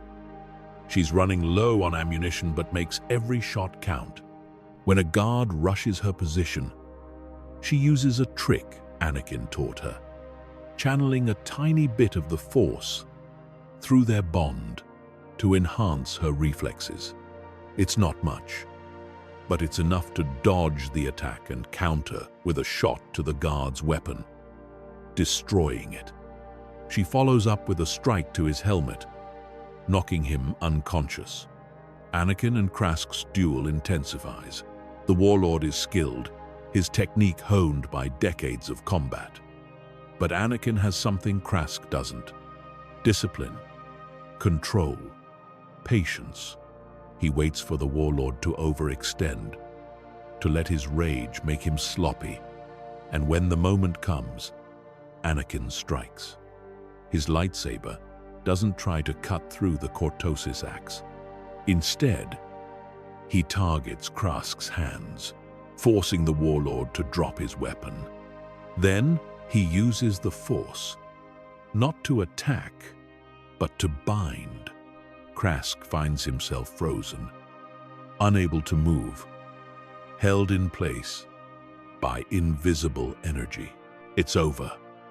Anakin's voice is firm. You've lost. Krask struggles against the Force hold, his muscles straining, but he can't break free. The remaining guards, seeing their leader defeated, lower their weapons. Some flee, others surrender. The battle is won. Padmé approaches Krask, her blaster still held ready. How many lives did you destroy? How many families did you tear apart? You built an empire on suffering. And for what? Power? Wealth? Was it worth it? Krask glares at her but says nothing. There's no remorse in his eyes, no recognition of his crimes. He's exactly what he appears to be, a predator who sees other beings as prey. Nothing more. Anakin doesn't kill him. Instead, he binds Krask, with electromagnetic restraints and turns him over to local authorities. Justice, not vengeance. It's a principle Padmé taught him years ago, reinforced every day of their life together. Killing Krask would be easy, satisfying even. But it wouldn't bring back the people he killed, wouldn't heal the trauma he inflicted. Only justice can do that. Only facing the consequences of his actions, seeing the people he hurt testify against him, understanding the full weight of his crimes, can provide any kind of closure. The trial takes months. Padmé ensures it's conducted properly, with full legal representation and due process. She wants no questions about the legitimacy of the verdict. Krask is found guilty on hundreds of counts, sentenced to life imprisonment. The slaves he freed attend the trial, many testifying about their experiences. For them, seeing their tormentor held accountable is cathartic, a necessary step in healing. The freed slaves celebrate their liberation with joy and relief that's overwhelming to witness. Families are reunited after years of separation. Children who've never known freedom take their first steps as free beings. Anakin watches them, sees parents holding their children close, sees hope return to eyes that had been dead with despair. This is what the Force is for, he realizes with absolute certainty. Not politics or war, but this, helping people, making the galaxy better one choice at a time. Every decision he and Padmé have made, every risk they've taken, has led to this moment, to liberation, to freedom, to hope. Word of their actions spreads quickly across the HoloNet. News organizations broadcast footage of the freed slaves, interview resistance fighters who fought alongside the Skywalkers, and analyze the tactics that brought down a warlord who'd seemed untouchable. Other systems facing similar problems begin reaching out, sending desperate messages seeking help. Anakin and Padmé can't ignore them. Each plea represents real people suffering, real families torn apart, real lives destroyed by tyrants and criminals. They become something unprecedented in the galaxy. A team of warriors and diplomats who operate outside official channels, but with moral authority that's undeniable. They free the oppressed, topple tyrants, and give voice to the voiceless. They don't seek payment or recognition. They do it because it's right, because they have the power to help and therefore the responsibility to act. It's exhausting, dangerous work. They're away from Naboo for months at a time, sleeping on starships, eating ration bars, always on the move. But they're making a real difference. Slavery rings are dismantled. Corrupt governors are exposed and removed. Corporate exploitation is challenged and stopped. Pirates preying on civilian shipping are hunted down. Slowly, steadily, the parts of the galaxy that the Republic has neglected or abandoned begin to have hope again. They begin to believe that someone cares about them, that their suffering matters. The Senate is deeply conflicted about their activities. Some senators praise their work enthusiastically, calling them heroes and patriots. Senator Bail Organa publicly supports them, using his political capital to defend their actions. Mon Mothma arranges for covert Republic support, ensuring they have access to supplies and intelligence. But other senators condemn them as vigilantes operating outside the law. They argue that Anakin and Padmé are undermining legitimate governments, interfering in internal affairs of sovereign systems, and setting a dangerous precedent. What happens when the next person with a lightsaber decides to impose their will on others? There are formal debates in the Senate about whether to sanction them or support them. The discussions become heated, revealing deep divisions in the Republic about intervention, sovereignty, and the responsibilities of power. Some senators proposed legislation to grant them official status as Republic agents. Others propose arrest warrants.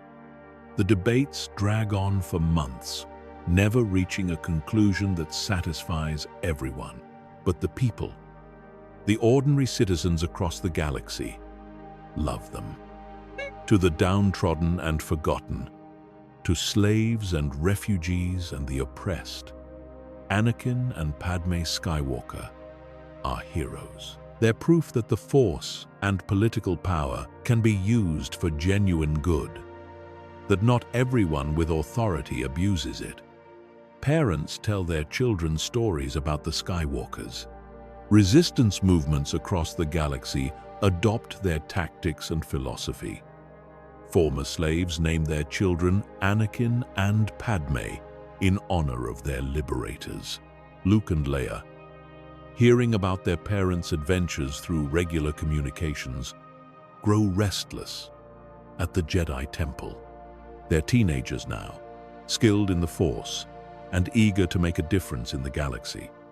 They've trained for years, learning combat, diplomacy, philosophy, and Force techniques. But training isn't the same as action.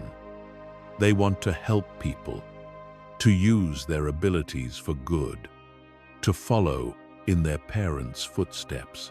Luke approaches Obi-Wan one evening after training. "Master, I need to talk to you about something important." "Of course." Obi-Wan senses the determination in his former student's son. "What's on your mind?" "I want to join my parents. Leia and I both do. We've been training here for years, and we're grateful for everything we've learned. But people are suffering out there.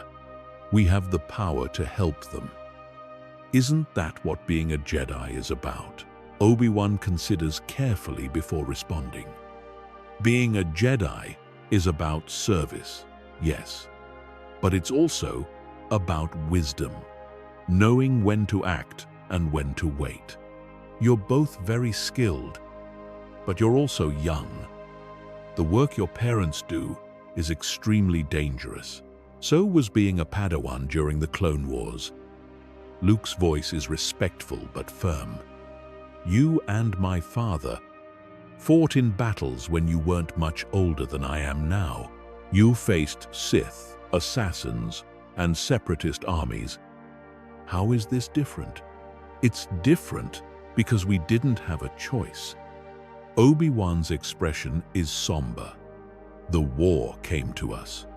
Your parents are actively seeking out conflict, putting themselves in danger deliberately. I'm not saying their work isn't noble. It is. But you need to understand the cost." "I do understand." Luke's blue eyes, so much like his grandmother's, are steady. "Mom almost died fighting Palpatine. Dad has scars from dozens of battles. They've both been injured, captured, nearly killed more times than I can count. But they keep doing it because people need help, because they have the power to make a difference, and they refuse to sit idle while others suffer. I want to be like them." "We both do." Obi-Wan looks at Luke for a long moment, then nods slowly. "You're right. And you're old enough to make your own choices. But promise me, you'll be careful. Promise me, you'll look out for each other and listen to your parents' guidance. They have experience. You don't. We promise." Luke smiles, relief evident on his face. "Thank you, Master." Leia's conversation with the Jedi Council is more direct. She doesn't ask permission. She informs them of her decision. I've learned everything I can here. Now, it's time to put that knowledge to use. My parents need help, and I'm going to provide it. Master Windu, older now but still formidable, raises an eyebrow. You understand that operating outside the Jedi Order means you won't have our resources or support. With respect, Master Windu, my parents have been operating without Jedi support for years, and they've accomplished more than most Jedi do in a lifetime. I don't need the Order's resources. I need to do what's right. Yoda chuckles at her boldness. Your grandmother's fire, you have. Your mother's determination. Serve you well. These traits will. But remember, young one, power without wisdom leads to disaster. Learn from your mistakes. Listen to others and stay connected to the light. I will, Master Yoda. Thank you for everything you've taught me. When Anakin and Padmé receive word that their children want to join them, they're hesitant at first. They know the dangers intimately. They've both been wounded, captured, nearly killed. The work they do is brutal and unforgiving. But they also remember their own youths, how they were thrust into danger and responsibility early. They remember Padmé becoming queen at 14, Anakin entering the Clone Wars as a teenager. Denying their children the right to make their own choices would be hypocritical. They meet Luke and Leia on a space station in the mid-rim, between missions. The reunion is emotional. Months have passed since they last saw each other in person. Anakin hugs his children tightly, checking them over with a father's worried eye. Have you been eating enough? Training hard? Staying out of trouble? Leia rolls her eyes affectionately. We're fine, Dad. We can take care of ourselves. I know you can. But I'm your father. Worrying is part of the job description. They discuss the reality of what joining them means over a meal in the station's cantina. Padmé is brutally honest about the dangers and the moral complexities they'll face. It's not like the holodramas. Padmé's voice is serious. People get hurt. Innocents die despite your best efforts. You'll make decisions with incomplete information and have to live with the consequences. You'll see things that will haunt you. You'll be forced into situations where every choice is terrible and you have to pick the least terrible option. We understand. Luke's voice is calm, or at least we understand as much as we can without experiencing it. But we're ready to learn, to grow, to help. Anakin looks at his children, seeing determination in their eyes that reminds him of himself at their age. And of Padmé. They've inherited the best of both parents, he realizes. Luke has his compassion and force sensitivity. Padmé's diplomatic skills and moral clarity. Leia has Padmé's political acumen and leadership abilities, his warrior instincts and passion. Together, they'll be formidable. All right. Anakin makes his decision. You can join us, but you follow our lead. Listen to our experience. And if we tell you something is too dangerous, you trust our judgment. Deal? Deal. They answer in unison. The family becomes a legend across the galaxy. The Skywalkers, people call them. Liberators. Guardians. Heroes. 4 people who travel from system to system, helping those who can't help themselves. Their effectiveness multiplies with Luke and Leia's addition. They can split into 2 teams, cover more ground, help more people. Luke uses his extraordinary healing abilities and natural diplomatic skills to negotiate peace and treat the wounded. He has a gift for reading people, sensing their emotions and motivations through the Force, and using that insight to build bridges and find common ground. In war zones, he becomes known as the Healer, the young Jedi who can sense injuries and accelerate healing with the Force.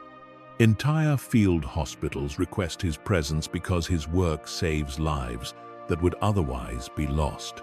There's a mission to a war-torn planet where a civil war has raged for years. Both sides are exhausted, traumatized, but too proud and hurt to make peace. Luke spends weeks talking to leaders on both sides, listening to their grievances, helping them process their trauma. He doesn't take sides or judge. He just listens and heals, both physical wounds and emotional ones. Slowly, through his patient work, the two sides begin talking, begin seeing each other as people rather than enemies. A ceasefire is negotiated, then peace talks, then eventually a lasting peace. Luke doesn't claim credit. He simply moves on to the next crisis. Leia combines her mother's political acumen with her father's warrior instincts, becoming a formidable leader and fighter.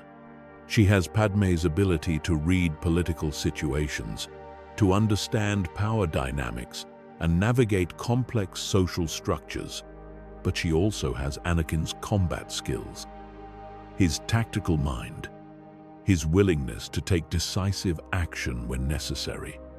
In battle, she's fierce and capable.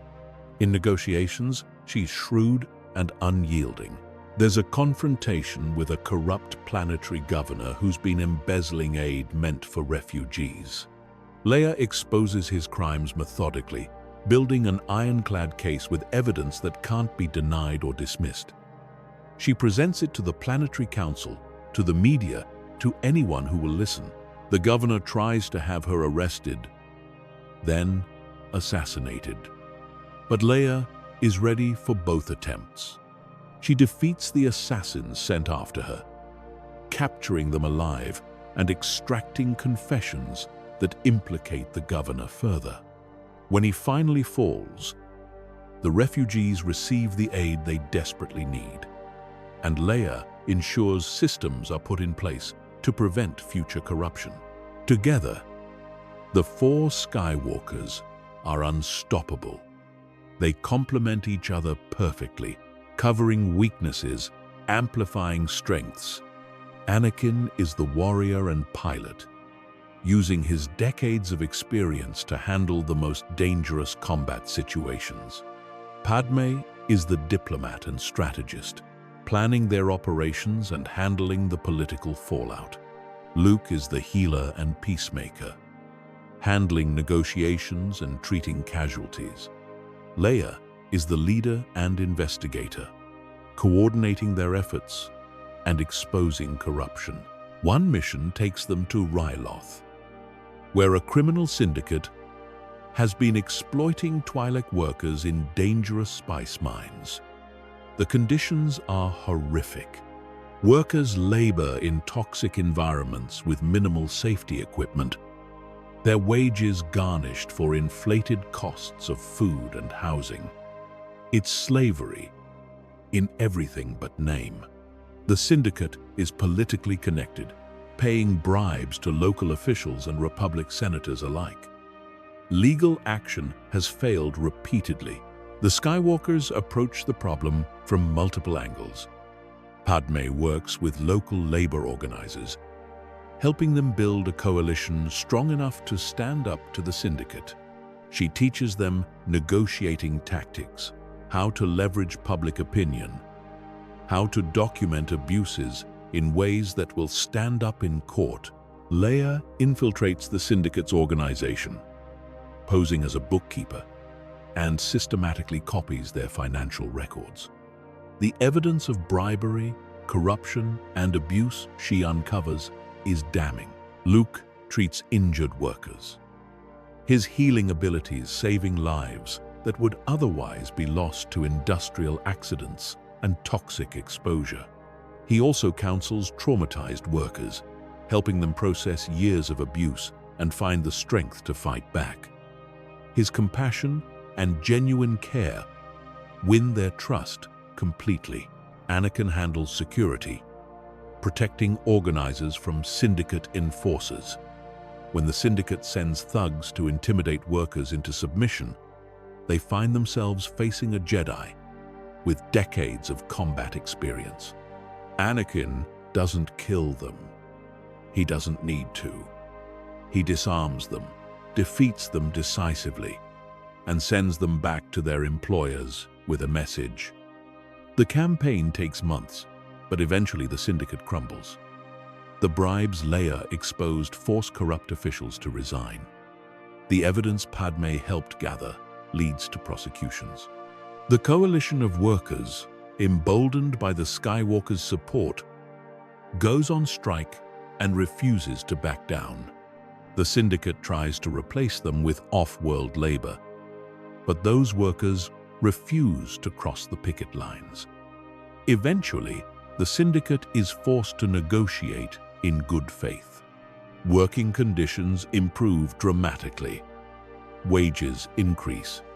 Safety equipment is provided.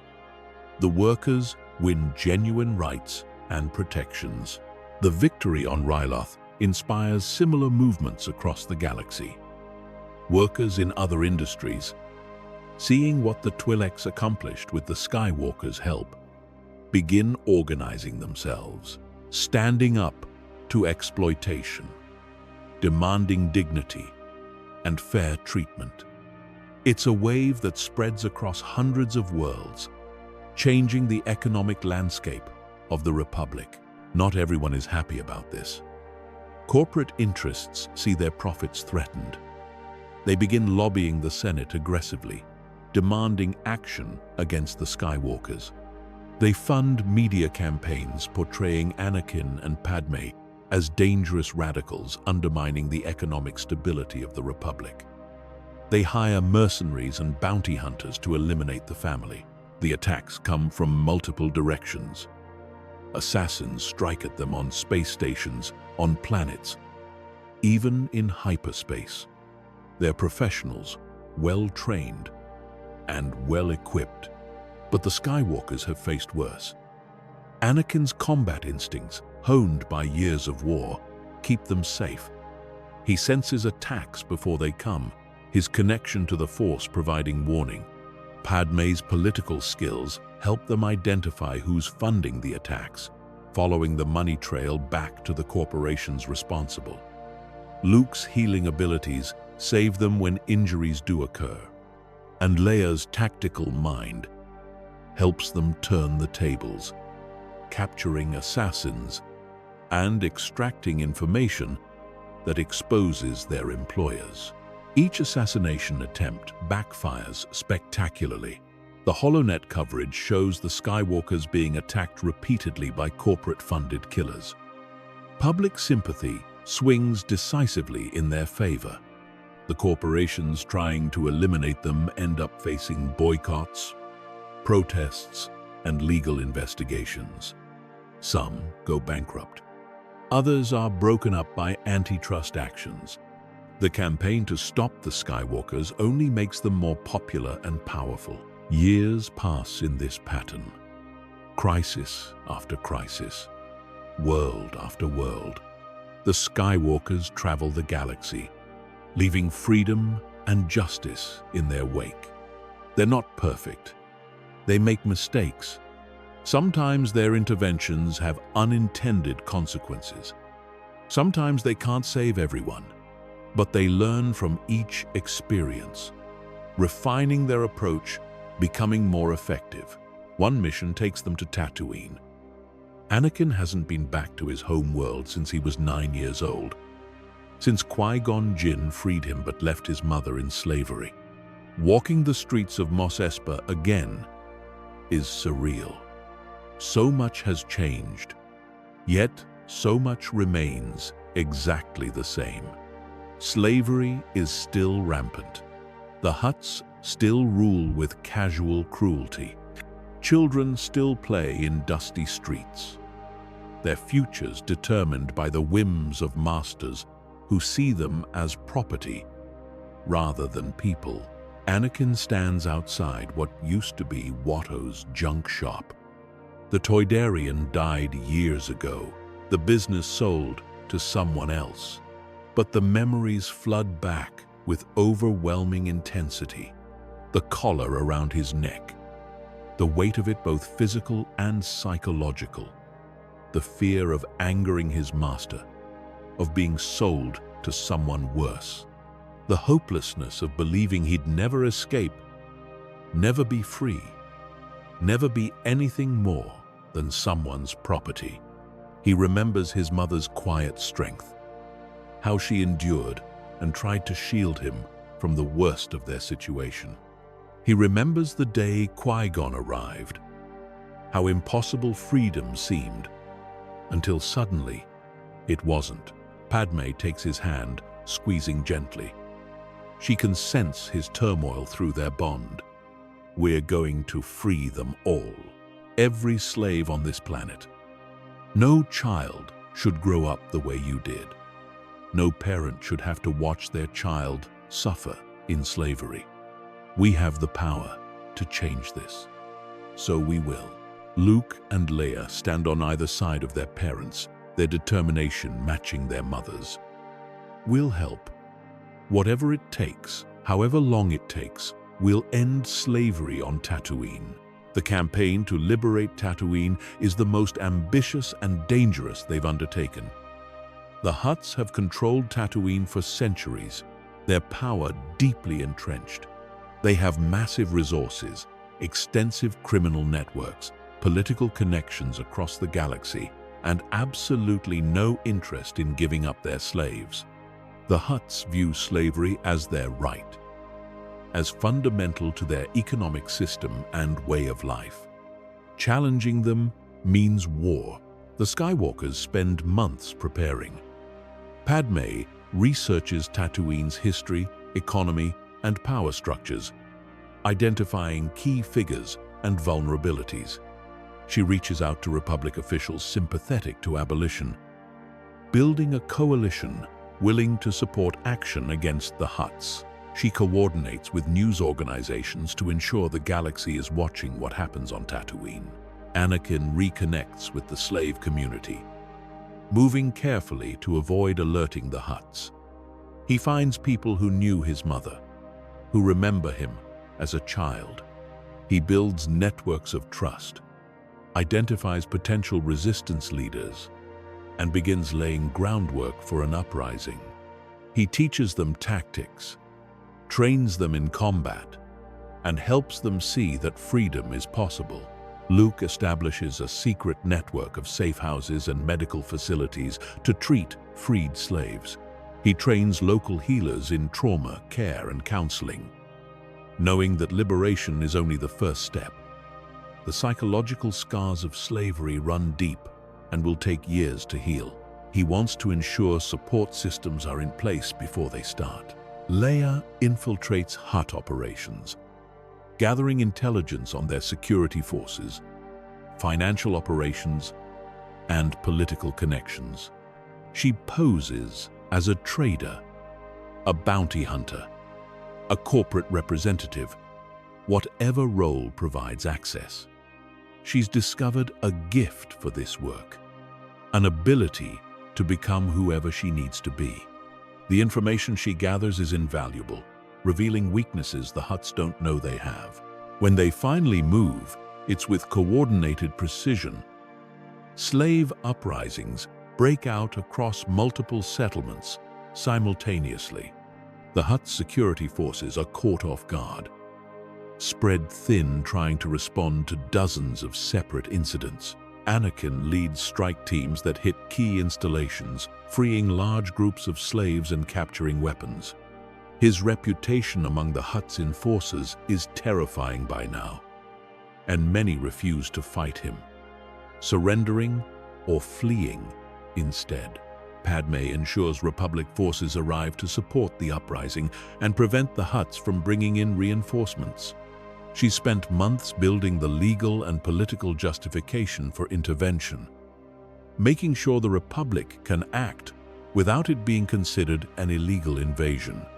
When Republic ships appear in Tatooine's orbit, broadcasting messages of support for the uprising, the balance of power shifts decisively.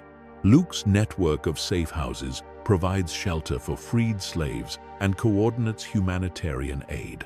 Food, water, medical care, all flowing to where they're needed most. He moves through freed settlements, healing injuries and providing comfort. His presence alone, calm and compassionate, helps people believe the nightmare is truly ending. Leia coordinates the overall operation, tracking Hutt movements, redirecting resources where they're needed, adapting plans on the fly as situations develop. She's incredibly good at this, seeing the big picture while managing dozens of details simultaneously. Bail Organa, watching from Coruscant, remarks to Mon Mothma that Leia is a strategic genius in the making. The Hutts fight back viciously. They hire mercenary armies, call in favors from criminal organizations across the galaxy, and threaten to destroy cities rather than surrender them. Some settlements are bombarded. Innocent civilians die, but the uprising doesn't break. The freed slaves refuse to return to bondage, fighting with desperate courage, and the Skywalkers are everywhere, seemingly at once, turning the tide of battles and protecting civilians. The final confrontation comes at Jabba's palace. The crime lord himself, obesity and cruelty incarnate, refuses to surrender. He's surrounded by guards, bounty hunters, and mercenaries. His palace is a fortress, heavily armed and defensible. He believes himself untouchable, certain that the Skywalkers will eventually give up and leave. He's wrong. Anakin leads an assault on the palace, backed by freed slaves eager to confront their former master. The battle is brutal. The palace guards are skilled and well-equipped. Bounty hunters like Boba Fett are dangerous opponents, but freed slaves fighting for their continued freedom are motivated in ways hired guns can never match. Anakin fights through the palace systematically, his lightsaber cutting through doors and disarming opponents. He doesn't kill unnecessarily, but he's absolutely relentless. Nothing will stop him from ending Jabba's reign of cruelty. When bounty hunters try to ambush him, he senses them through the Force and counters before they can act. When guards try to collapse corridors to slow his advance, he uses the Force to hold the ceiling in place long enough for his people to pass through. Padmé and Leia work together to evacuate Jabba's slaves from the palace before the final assault. Many have been captives for years, traumatized and afraid. Padmé speaks to them gently, offering freedom and protection. Leia leads them out through secret passages she discovered during her intelligence gathering, guiding them to safety while fighting off Hutt enforcers who try to stop them. Luke treats the wounded on both sides, refusing to let anyone die if he can prevent it. Even Hutt guards receive medical care when they're injured. Some of them are just people trying to survive in a cruel galaxy, not monsters. Luke sees that distinction and treats them with compassion. Several guards, moved by his mercy, surrender and provide information that helps the assault. When Anakin finally reaches Jabba's throne room, he finds the Hutt surrounded by his most loyal defenders. They open fire immediately, filling the room with blaster bolts. But Anakin has faced worse. His lightsaber deflects every shot. He advances steadily, methodically defeating each defender. When the last guard falls, only Jabba remains. The crime lord tries to bargain, offering wealth beyond measure, political connections, anything to save his life. Anakin listens silently, then speaks in Huttese, the language of Tatooine's masters. I am Anakin Skywalker, former slave of Watto, son of Shmi Skywalker, who died still in slavery. I have not returned to bargain with you. I have returned to end you and everything you represent. You stole lives, destroyed families, built an empire on suffering. That ends today. Jabba tries one last time to escape, activating a trapdoor beneath his throne. But Anakin is faster. He uses the Force to hold the massive hut in place. Then, in a voice heard by everyone in the palace, broadcast to all of Tatooine, he pronounces sentence for crimes against sentient beings too numerous to count, for the enslavement and murder of innocents, for the suffering you've inflicted across decades. Jabba Deselijik Tayore, you are sentenced to face justice. Jabba is taken into custody and transported to Coruscant to stand trial. The evidence against him is overwhelming. Testimony from thousands of freed slaves details atrocities spanning years. He's convicted on all counts and sentenced to life imprisonment. Other Hutts, watching their cousins fall, lose their appetite for continuing the war. Negotiations begin. Terms are set. Slavery on Tatooine will end. The Hutts will pay reparations. Republic governance will be established. It takes months to fully implement, but slowly Tatooine transforms. Slave collars come off by the thousands. Free settlers arrive to build legitimate businesses. Republic aid flows in to build infrastructure and provide opportunities. Children attend schools instead of laboring in slave conditions. The desert world begins to have hope. Anakin visits his mother's grave with Padmé and his children. It's in a humble cemetery outside Mos Espa, marked by a simple stone. He kneels beside it, tears streaming down his face. I did it, Mom. I freed them, all of them, just like I always said I would. I'm sorry it took so long. I'm sorry I couldn't save you, but I saved so many others. I hope that counts for something. I hope you're proud. Padmé kneels beside him, her hand on his shoulder. Luke and Leia stand behind them, tears on their own faces. Your mother would be incredibly proud, not just of freeing the slaves, but of the man you became, the husband, the father, the hero. You've honored her memory in the best possible way. They plant flowers on Shmi Skywalker's grave, desert flowers that can survive Tatooine's harsh climate, blooming despite the heat and sand, a symbol of hope and resilience. Before they leave, Anakin makes a promise. I'll make sure they remember you, Mom. Every freed slave on Tatooine will know Shmi Skywalker's name, will know she was a slave who never lost her kindness, her strength, her hope. You deserve to be remembered. And she is. A memorial is built in Mos Espa, honoring all those who died in slavery on Tatooine. Shmi Skywalker's name is the first carved into it. Schools are named after her. The story of her strength and grace becomes part of Tatooine's new history. She's remembered not as a victim, but as a symbol of everything the freed people are building together. The liberation of Tatooine becomes a turning point in the fight against slavery across the galaxy. Other enslaved populations, seeing what happened on Tatooine, begin organizing their own uprisings. The Skywalker family can't be everywhere.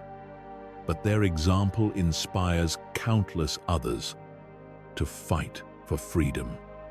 A movement grows, spreading from planet to planet, system to system. The Republic is forced to confront its complicity in allowing slavery to persist in the Outer Rim. Debates rage in the Senate about enforcement, jurisdiction, and moral responsibility. Some senators defend slavery as an internal matter for individual systems to decide, but others, inspired by the Skywalker's example and the testimony of freed slaves, push for abolition. The political battle is fierce, but gradually, momentum builds toward meaningful reform. Padmé takes a leading role in this legislative fight. She returns to Coruscant regularly to lobby senators, testify before committees, and draft abolition legislation. Her position is uncompromising. Slavery is evil. Period. There's no context or justification that makes it acceptable. Any system that permits slavery has no place in the Republic. Some systems will choose to leave rather than abolish slavery. That's their choice. But the Republic must stand for something, and it should stand for freedom. The debate stretches across years. Padmé faces intense opposition from systems whose economies rely on slave labor, from corporations that profit from exploitation, from politicians who benefit from the status quo. She receives death threats constantly. Assassination attempts continue, but she never wavers, never compromises, never backs down. She builds coalitions, makes strategic alliances, and refuses to accept defeat. Finally, after years of political warfare, the Anti-Slavery Act passes the Senate. It's not perfect. Enforcement mechanisms are weak. Exemptions exist that shouldn't, but it's a start. It establishes, at the highest level of Republic law, that slavery is illegal. That principle alone changes everything. It provides legal grounds for intervention. It empowers abolitionists to act. It shifts the moral consensus of the galaxy. When the vote is announced, when Padmé sees the results displayed on the Senate chamber's screens, she breaks down and cries. Bail Organa and Mon Mothma embrace her.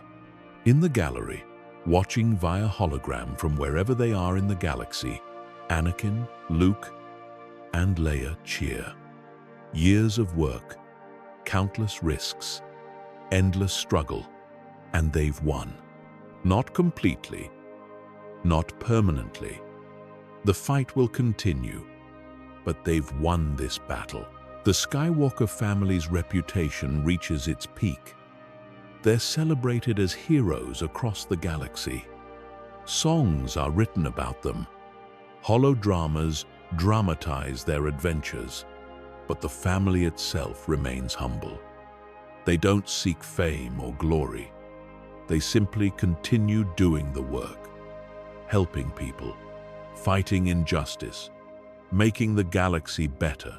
As the years pass, Luke and Leia grow into remarkable adults, each finding their own path while remaining deeply connected to their family's mission. Luke eventually establishes his own Jedi Academy, applying everything he's learned from the Reformed Order and his parents' example. His academy is different from the traditional temple. Students maintain connections to their families.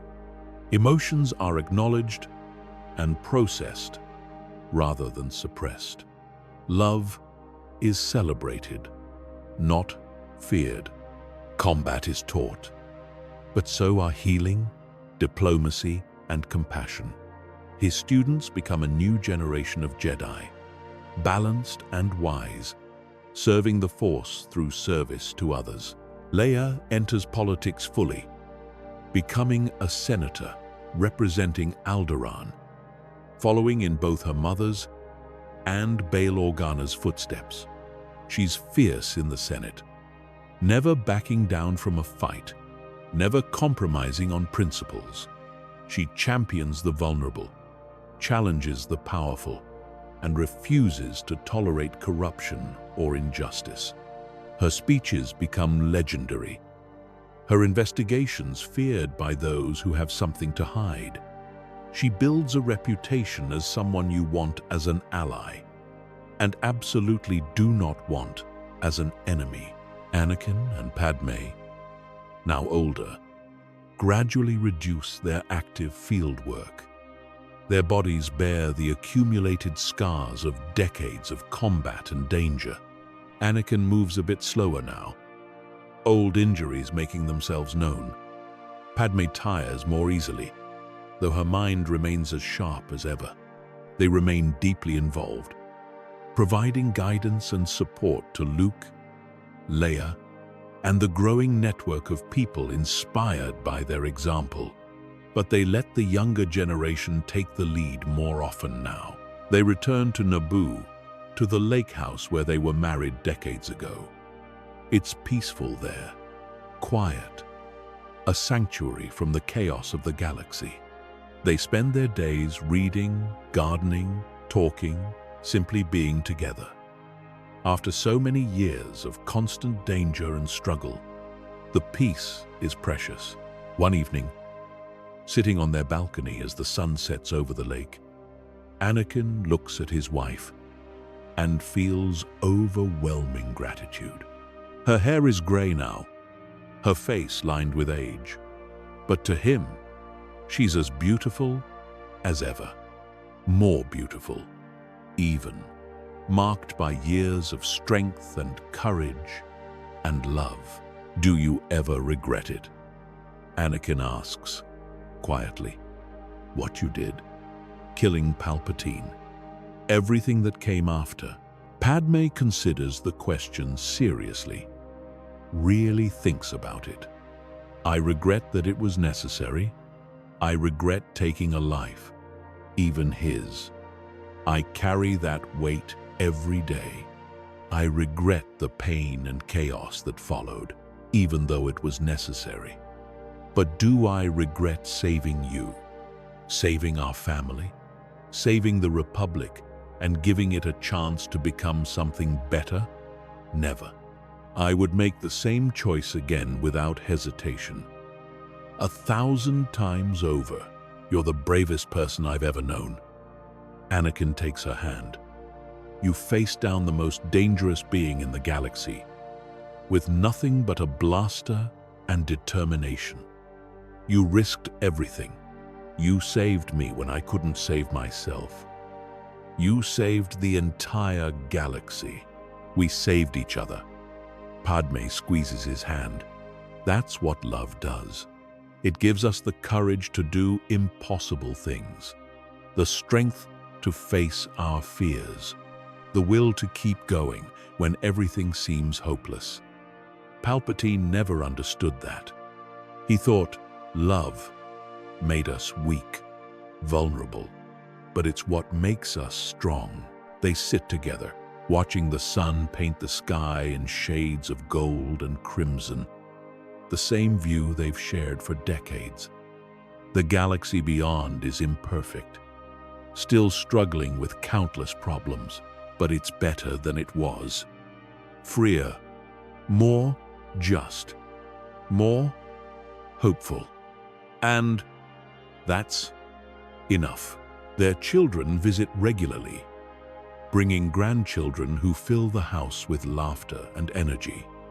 Luke's son, Ben, is sensitive and thoughtful, already showing strong Force abilities. Leia's children, twins named Anakin and Shmi after their grandparents, are fierce and determined like their mother. The grandchildren grow up hearing stories about their grandparents' adventures, about bravery and sacrifice and the power of love. As Anakin and Padmé age further, their health declines slowly, but inevitably. It's natural. expected. They've lived full, meaningful lives, accomplished more than most people dream of. But they face it together. As they faced everything, one night, very late, Padmé wakes to find Anakin standing on the balcony, looking at the stars. She joins him, wrapping a blanket around his shoulders against the cool night air. Can't sleep? Just thinking. Anakin doesn't look away from the stars, about how different everything could have been. If you hadn't followed me that night, if you hadn't been brave enough to face Palpatine, I would have fallen, become Darth Vader, the monster he wanted me to be. The galaxy would have suffered under Sith rule. Billions would have died. Everything we built, everything we've accomplished, none of it would exist. Our children wouldn't exist. The freedom we fought for wouldn't exist. But it didn't happen that way. Padmé leans against him, her head on his shoulder. I did follow you.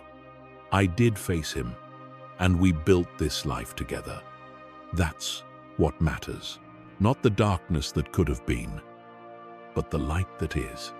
You didn't just save one man that night. Anakin's voice is thick with emotion. You saved the galaxy, changed the course of history, proved that sometimes one person's courage can change everything. We changed it together. Padmé corrects gently. Every choice we made after that night, we made as partners. Every battle, every victory, every sacrifice, together. That's the real lesson. Balance isn't something one person achieves alone. It's a partnership, light and dark in harmony. Power tempered by compassion. Strength guided by love. They stand there, watching the stars, until the sun begins to rise over Naboo. Another day, another gift. They've been given so much. Time together, children and grandchildren, purpose and meaning. Love that has lasted decades and will last beyond their lives, carried forward by those they've inspired. When Padmé finally passes, surrounded by family, she does so peacefully. Her last words are simple but profound. I love you, all of you. Thank you for this beautiful life. We made it beautiful together. Anakin grieves deeply, but he doesn't break. The fear that once would have consumed him, that Palpatine would have exploited to drag him to darkness, is long gone. He understands now that death is part of life's natural cycle, that Padmé hasn't truly left him. She lives on in their children, in the countless lives they touched, in the galaxy they helped build. Her spirit is everywhere he looks. He spends his remaining years continuing to teach, to guide, to help. Luke's Jedi Academy becomes a second home. Leia's political campaigns receive his quiet support. His grandchildren learn from him, absorbing his wisdom and experience. He tells them stories about their grandmother, ensuring her memory stays vivid and alive. When his own time comes, Anakin faces it with calm acceptance. Luke and Leia are with him, now middle-aged themselves, with families and accomplishments of their own. He looks at them, sees so much of Padmé in both, and smiles with profound contentment. You've both made me so proud. Anakin's voice is soft but clear. You've taken everything your mother and I taught you and made it better. The galaxy is in good hands with you and your children. Promise me you'll keep fighting for what's right. Keep helping people. Keep spreading hope and freedom. That's the real legacy we built. We promise, Dad. Leia's voice cracks with emotion. We'll never stop. We'll make sure everyone remembers what you and Mom accomplished, what you stood for, what you taught us. Will you tell your children about us, about the choices we made? Anakin asks. Every day, Luke promises. They'll know how Grandmother Padmé faced down Darth Sidious to save Grandfather Anakin, how you freed the slaves of Tatooine, how together you changed the galaxy. They'll know that love is the strongest force in the universe, that one person's courage can inspire millions, that choosing light over darkness, hope over fear, is always worth it. Good. Anakin closes his eyes, feeling the force around him, welcoming him. I think I'll go see your mother now. I've missed her so much. His last breath is peaceful. His body fades, becoming one with the Force, joining Padmé, who preceded him years before. Luke and Leia hold each other, crying but also celebrating. Their parents lived extraordinary lives. They loved deeply, fought bravely, made the galaxy immeasurably better. What more could anyone ask? The legend of Anakin and Padmé Skywalker lives on for generations. Scholars study their lives, trying to understand how two people changed the course of galactic history. Jedi teach about Anakin's resistance to the dark side and the power of healthy attachments. Politicians cite Padmé's courage and moral clarity as examples to follow. Former slaves across the galaxy tell stories about the liberators who gave them freedom, but the most important legacy is simpler. It's in the young Jedi who love without fear, who understand that attachment doesn't lead to darkness when balanced with wisdom.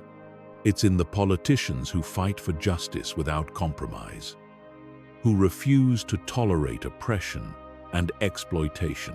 It's in the parents who teach their children that courage and compassion are not weaknesses but strengths. It's in the countless beings across the galaxy who live freer, safer, better lives, because two people chose love over fear in the end. That's what Padmé's choice in Palpatine's chamber accomplished. She didn't just save one man, though that would have been enough. She saved an entire galaxy from sliding into darkness. She proved that sometimes the hardest choices lead to the greatest good. That love, real love, isn't passive or weak. It's active, fierce, willing to risk everything for those it protects. And Anakin Skywalker, the chosen one, learned the most important lesson of all. Balance in the Force isn't achieved through power or destiny or prophecy. It's achieved through choice.